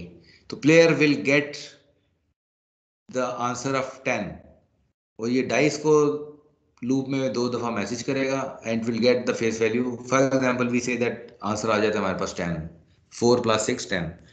अब जब प्लेयर को फेस वैल्यू आ गई, अब प्लेयर ने क्या करना है, प्लेयर ने बोर्ड को, जिसके अंदर स्क्वायर पड़े हुए हैं, बोर्ड को मैसेज करना है कि भाई मुझे जो है वो अगला स्क्वायर बताओ, मैंने किस स्क्वायर में जाना है। तो it is sending a message to the board for next square. तो ये उसको कह रहा है जी गेट स्क्वायर, अपनी ओरिजिनल लोकेशन भेजेगा, LOC ओरिजिनल लोकेशन या ओरिजिनल लोकेशन ऑफ स्क्वायर, अभी इस वक्त कौन से स्क्वायर में खड़ा है, और फिर जो अगली फेस वैल्यू टोटल निकला है, फेस वैल्यू टोटल है, वो टोटल भेजेगा इसको। फॉर एग्जांपल अभी हम कहते हैं 10 आया था, तो ओरिजिनल लोकेशन और नेक्स्ट लोकेशन 10 है, तो इसका मतलब है इसने 10 जंप लगाने हैं अभी, 10th जो लोकेशन है वहां जाना ना इसने। तो ये बोर्ड को अपनी करंट लोकेशन भेजेगा और फेस वैल्यू भेजेगा। तो बोर्ड क्या करेगा, बोर्ड इसको जो करंट लोकेशन है, नेक्स्ट लोकेशन है, वो रिटर्न कर देगा। लोकेशन इज इक्वल टू लिखा हुआ, तो नेक्स्ट लोकेशन जो है वो रिटर्न कर देगा प्लेयर को। अब प्लेयर के पास नेक्स्ट लोकेशन मौजूद है जिस पे अभी उसने जहाँ भी लैंड उसने करना है, अब उस लोकेशन के मुताबिक वो मैसेज करेगा, क्योंकि अब लोकेशन अवेलेबल है, डायरेक्ट उस लोकेशन पे ये का लैंडेड ऑन कॉल कर लेगा।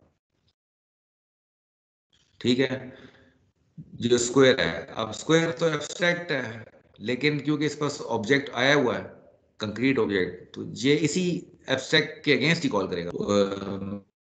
ऑन ऑपरेशन तो एक्चुअल ऑब्जेक्ट के अगेंस्ट ये कॉल हो जाएगा, क्योंकि ये पॉलीमॉर्फिक ऑपरेशन है, और अपना आप पास करेगा इसको। Landed on, it will pass itself, ताकि उससे इस पे जो फर्दर ऑपरेशन करने हैं वो उसको कॉल कर लेगा।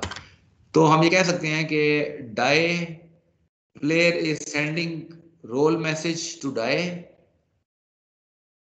Because of the expert option, क्योंकि इसको डाई इसके पास उसका ऑब्जेक्ट था, डाई प्लेयर के पास डाई का ऑब्जेक्ट था, तो इसने डाई को रोल का मैसेज पास किया, और इसके पास बोर्ड का ऑब्जेक्ट था प्लेयर के पास, इसलिए बोर्ड को उसने गेट स्क्वायर का मैसेज पास किया। तो ये get roll, get face value, get square, these messages are designed for dice and board because of expert principle।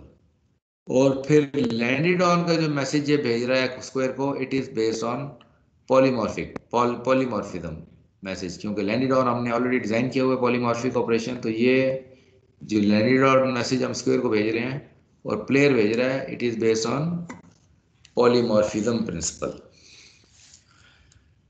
आगे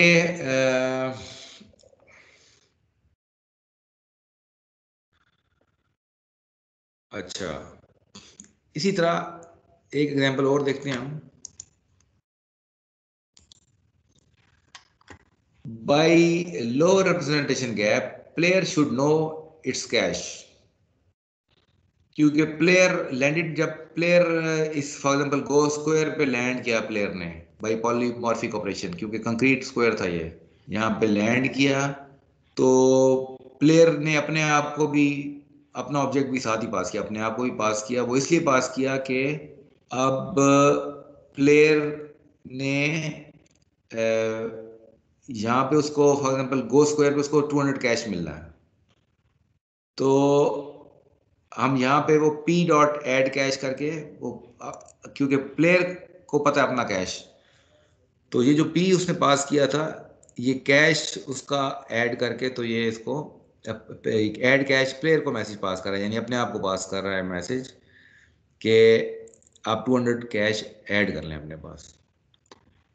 तो ये जो लैंडेड ऑन है, ये अब कंक्रीट हम शो कर रहे हैं कि कंक्रीट वो अगर फॉर एग्जांपल गो स्क्वायर पे आता है, तो यहाँ पे आके उसने 200 कैश ऐड करना है। तो इसी तरह हम हर स्क्वायर का जो बिहेवियर है वो डिज़ाइन कर सकते हैं। अगर 40 स्क्वायर्स हैं, तो हर स्क्वायर्स के लिए हम एक सीक्वेंस डायग्राम ऐसा की बना के और उसका कर सकते हैं। फॉर एग्जांपल अगर यहाँ पे टैक्स कैलकुलेटर होता, अगर ये टैक्स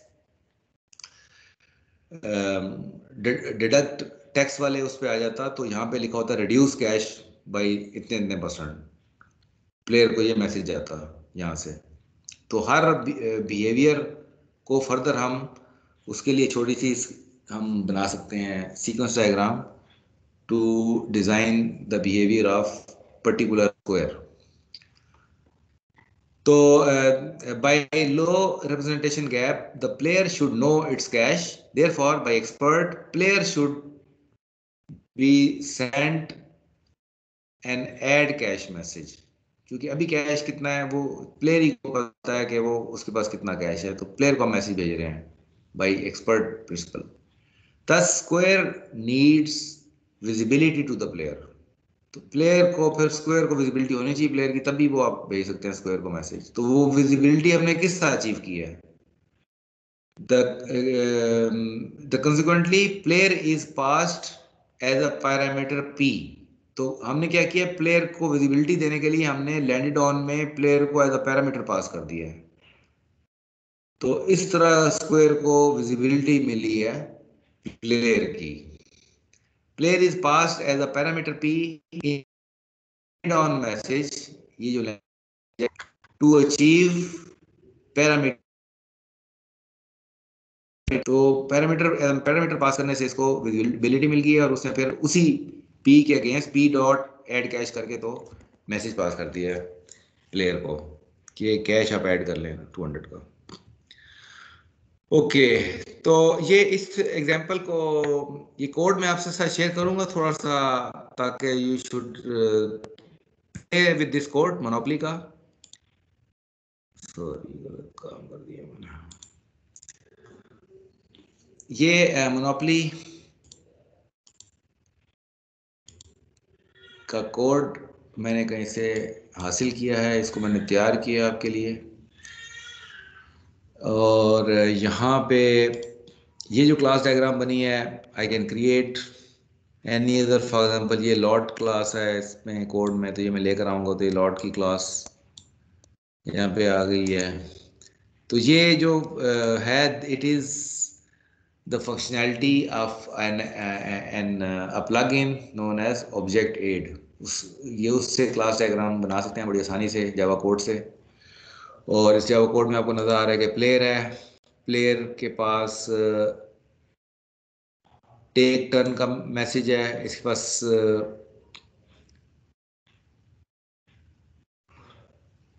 और स्क्वायर के अंदर लैंडीडॉन का मैसेज है, पॉलीमॉर्फिक मैसेज है लैंडीडॉन का, और हर स्क्वायर ने अपना लैंडीडॉन मैसेज इंप्लीमेंट किया हुआ है। और player has visibility of square as a location, और इसको आप रन कर सकते हैं। रन करके थोड़ा सा इसका आप प्ले अराउंड करेंगे तो आपकी और अच्छी अंडरस्टैंडिंग बिल्ड होगी। ये रन हुआ है कोड, तो ये डिफरेंट एग्जीक्यूशन आ रही है। तो ये मैं आपसे शेयर कर दूंगा, इसको थोड़ा सा देख लीजिएगा कैसे ये पॉलीमॉर्फिक ऑपरेशन इसमें काम कर रहा है लैनिडॉन का। और इसी तरह मैंने आपको लास्ट लेक्चर में डेमो देना था सीक्वेंस डायग्राम का ऑन विजुअल स्टूडियो 12। तो ये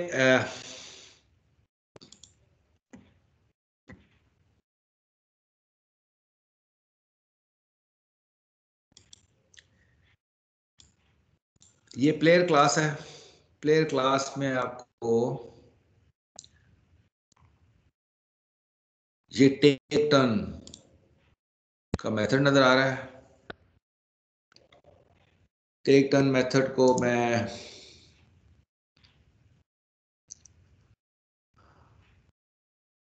अच्छा टेक टर्न मैं इसमें दिखा देता हूँ आपको।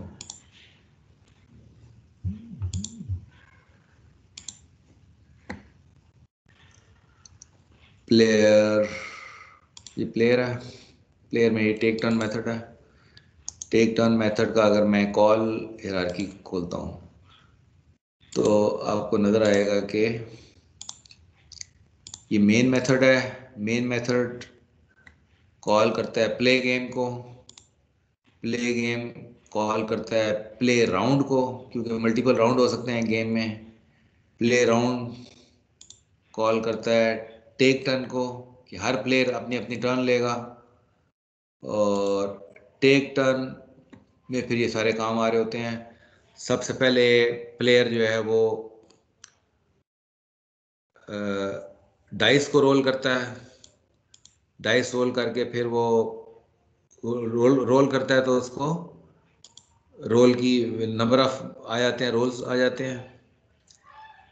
और इसको बल्कि मैं आपको ज़रा चला के दिखा देता हूँ डीबग मोड में।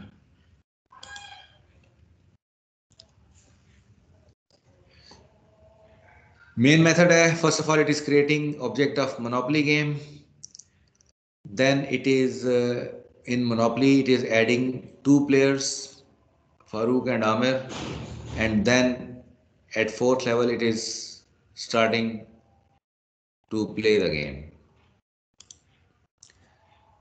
जब गेम प्ले होगी तो फिर आइटरेटिवली हमने दिए हुए हैं, 3 राउंड प्लान किए हुए हैं इसके अंदर।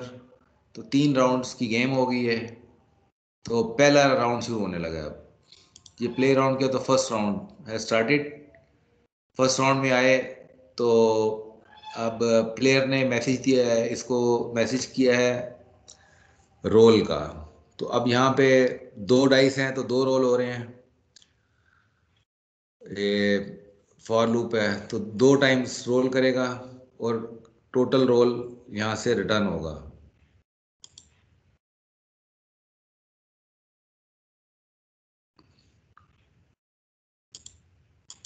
फॉर एग्जाम्पल टोटल रोल देखेंगे तो इस वक्त 8 वैल्यू आ रही है, this value is going to return. तो ये रोल की वैल्यू यहाँ से इसको भी असाइन हो जाएगी। टोटल रोल 8 आ गया यहाँ पे। उसके बाद फिर प्लेयर अपना मैसेज कर रहा है बोर्ड को, अपनी पुरानी पोजीशन भेज रहा है, ओरिजिनल लोकेशन क्या है और नया रोल वैल्यू क्या है। तो इस पे it will get the new location. अभी इसकी लोकेशन है गो स्क्वायर पे, स्टार्ट पॉइंट पे खड़ा है, और अभी इसकी लोकेशन आ जाएगी, नई लोकेशन आ जाएगी यहाँ पे। अब लोकेशन अब आ गई इसकी, ये अभी दूसरा प्लेयर आ गया, इसकी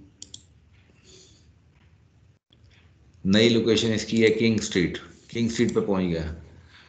ठीक है जी, बहरहाल ये लोकेशन आ जाएगी। उसके बाद फिर लोकेशन का नाम ही रिटर्न कर रहा है यहाँ पे, फारूक रोल्ड 8। फारूक की नई लोकेशन गो है, फारूक ने रोल किया। फिर यहाँ पे Farooq moves to King Street, Farooq now has $1600, King Street में मुझे पैसे मिले हैं तो 1600 चला गया। और इसके बाद फिर अगला प्लेयर पिक करने लगा है। तो बहरहाल ये सब चलेगा। तो इसको मैं आपका कोड आपको मैं शेयर करता हूँ, इसको रन करके देखें ताकि थोड़ा सा आपकी जावा के साथ फेमिलियरिटी बन जाए।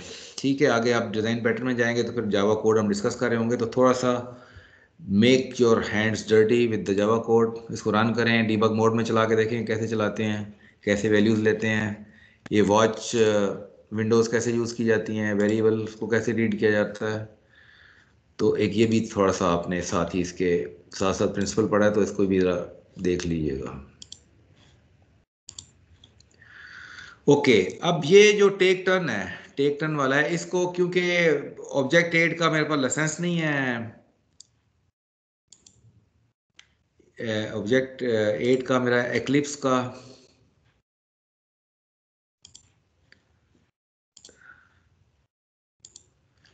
इसका ऑब्जेक्ट 8 का क्लास डायग्राम फ्री है, लेकिन इसका सीक्वेंस डायग्राम के लिए लाइसेंस चाहिए होता है। तो लाइसेंस इस वक्त मेरा एक्सपायर्ड है, तो मैं I am giving you the demo on visual studio.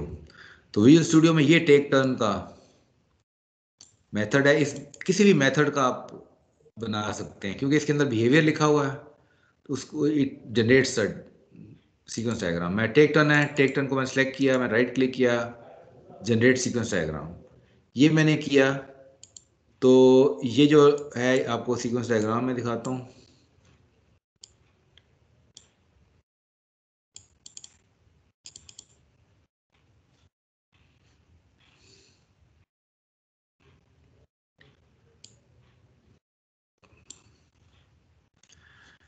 ये प्लेयर ने टेक टर्न लिया, उसके बाद इसने अपनी करंट लोकेशन का नाम पूछा, इसे लोकेशन डॉट नेम मैसेज भेज के उसको करंट लोकेशन तो पहले ही पता थी, उसका नाम भी मिल गया, इसको नाम प्रिंट हो गया। फिर इसने रोल मैसेज भेजा डाइस को, रोल 2 दफ़ा लूप में चला और इसने अल्टीमेटली फेस वैल्यू जो टोटल है वो रिटर्न कर दिया इसको। उसके बाद प्लेयर ने बोर्ड को मैसेज भेजा गेट स्क्वायर, अपनी प्रीवियस लोकेशन भेजी और रोल टोटल भेजा, तो उसको बोर्ड ने करंट जो स्क्वायर की लोकेशन है वो भेज देगा। अब ये पॉलीमॉर्फिक ऑपरेशन आ गया, this board dot square I square. तो इसने अब इसको भेजा बोर्ड को, इसने लोकेशन का नाम चेक कर लिया कि किस लोकेशन पे बोर्ड ने भेजा है मुझे, वो लोकेशन का नाम रिटर्न कर लिया। फिर इसने लोकेशन को लैंडेड ऑन मैसेज भेजा और अपना आप पास किया, दिस लिखा हुआ है यहाँ पे, ये अपना आप पास किया। तो ये दिस हाउ, तो this is a polymorphic operation जो लैंडेड ऑन है। यहाँ पे आपको एक्चुअल एब्स्ट्रैक्ट वाला नजर आ रहा है सिर्फ, मतलब ये है कि आपको ये जो प्लेयर को एब्स्ट्रैक्ट स्क्वायर नजर आ रहा है, लेकिन एक्चुअल कौन सा स्क्वायर उसको मिलेगा वो पॉलीमॉर्फिक है, तो वो हमें सीक्वेंस डायग्राम में यहाँ नजर नहीं आ रहा है। ठीक, अगर हम एक्चुअल कौन सा स्क्वायर मिलेगा वो अभी फॉर एग्जांपल गो स्क्वायर इसको मिल रहा है, तो ये गो स्क्वायर इसको मिल जाएगा, तो गो स्क्वायर से रिलेटेड जो लैंडेड ऑन है वो एग्जीक्यूट हो जाएगा।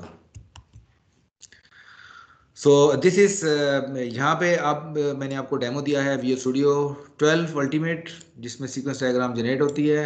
सीक्वेंस डायग्राम जनरेट करने का तरीका मैंने आपको बता दिया, राइट क्लिक करेंगे जनरेट सीक्वेंस डायग्राम, तो जनरेट कर देगा। आप किसी भी मेथड की सीक्वेंस डायग्राम जनरेट कर सकते हैं। ठीक है, फॉर एग्जांपल कौन सी में,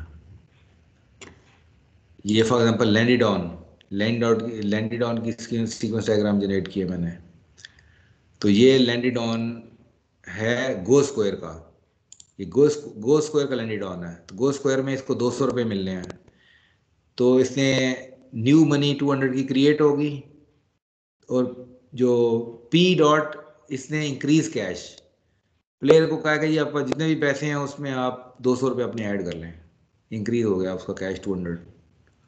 तो इसी तरह कोई भी आप सीक्वेंस डायग्राम जनरेट कर सकते हैं। सो विद दिस डिस्कशन, अच्छा इसको मैंने यहाँ भी डाला, स्लाइड पे भी डाल दिया है, ये डाला है यहाँ पे, और ये यहाँ पे आपको वही वाला मैं सीक्वेंस डायग्राम टेक टर्न की सीक्वेंस डायग्राम है। Location take turn location message भेजता है, फिर डाइस डॉट रोल का मैसेज भेजता है, फिर ये गेट स्क्वायर का मैसेज भेजता है बोर्ड को, फिर ये लोकेशन को भेजता है लैंडेड ऑन मैसेज। तो ये भी मैंने इसमें डाल दिया। So this ends our discussion on polymorphism. ठीक है जी, अब एक कंट्रोलर आखिरी पैटर्न है जो आज पढ़ेंगे हम, and we will start our discussion on 5:30। ठीक है जी, 25 मिनट की ब्रेक, और उसके बाद 5:30 भी हम ये कंट्रोलर का प्रिंसिपल पढ़ेंगे। So I take a break here.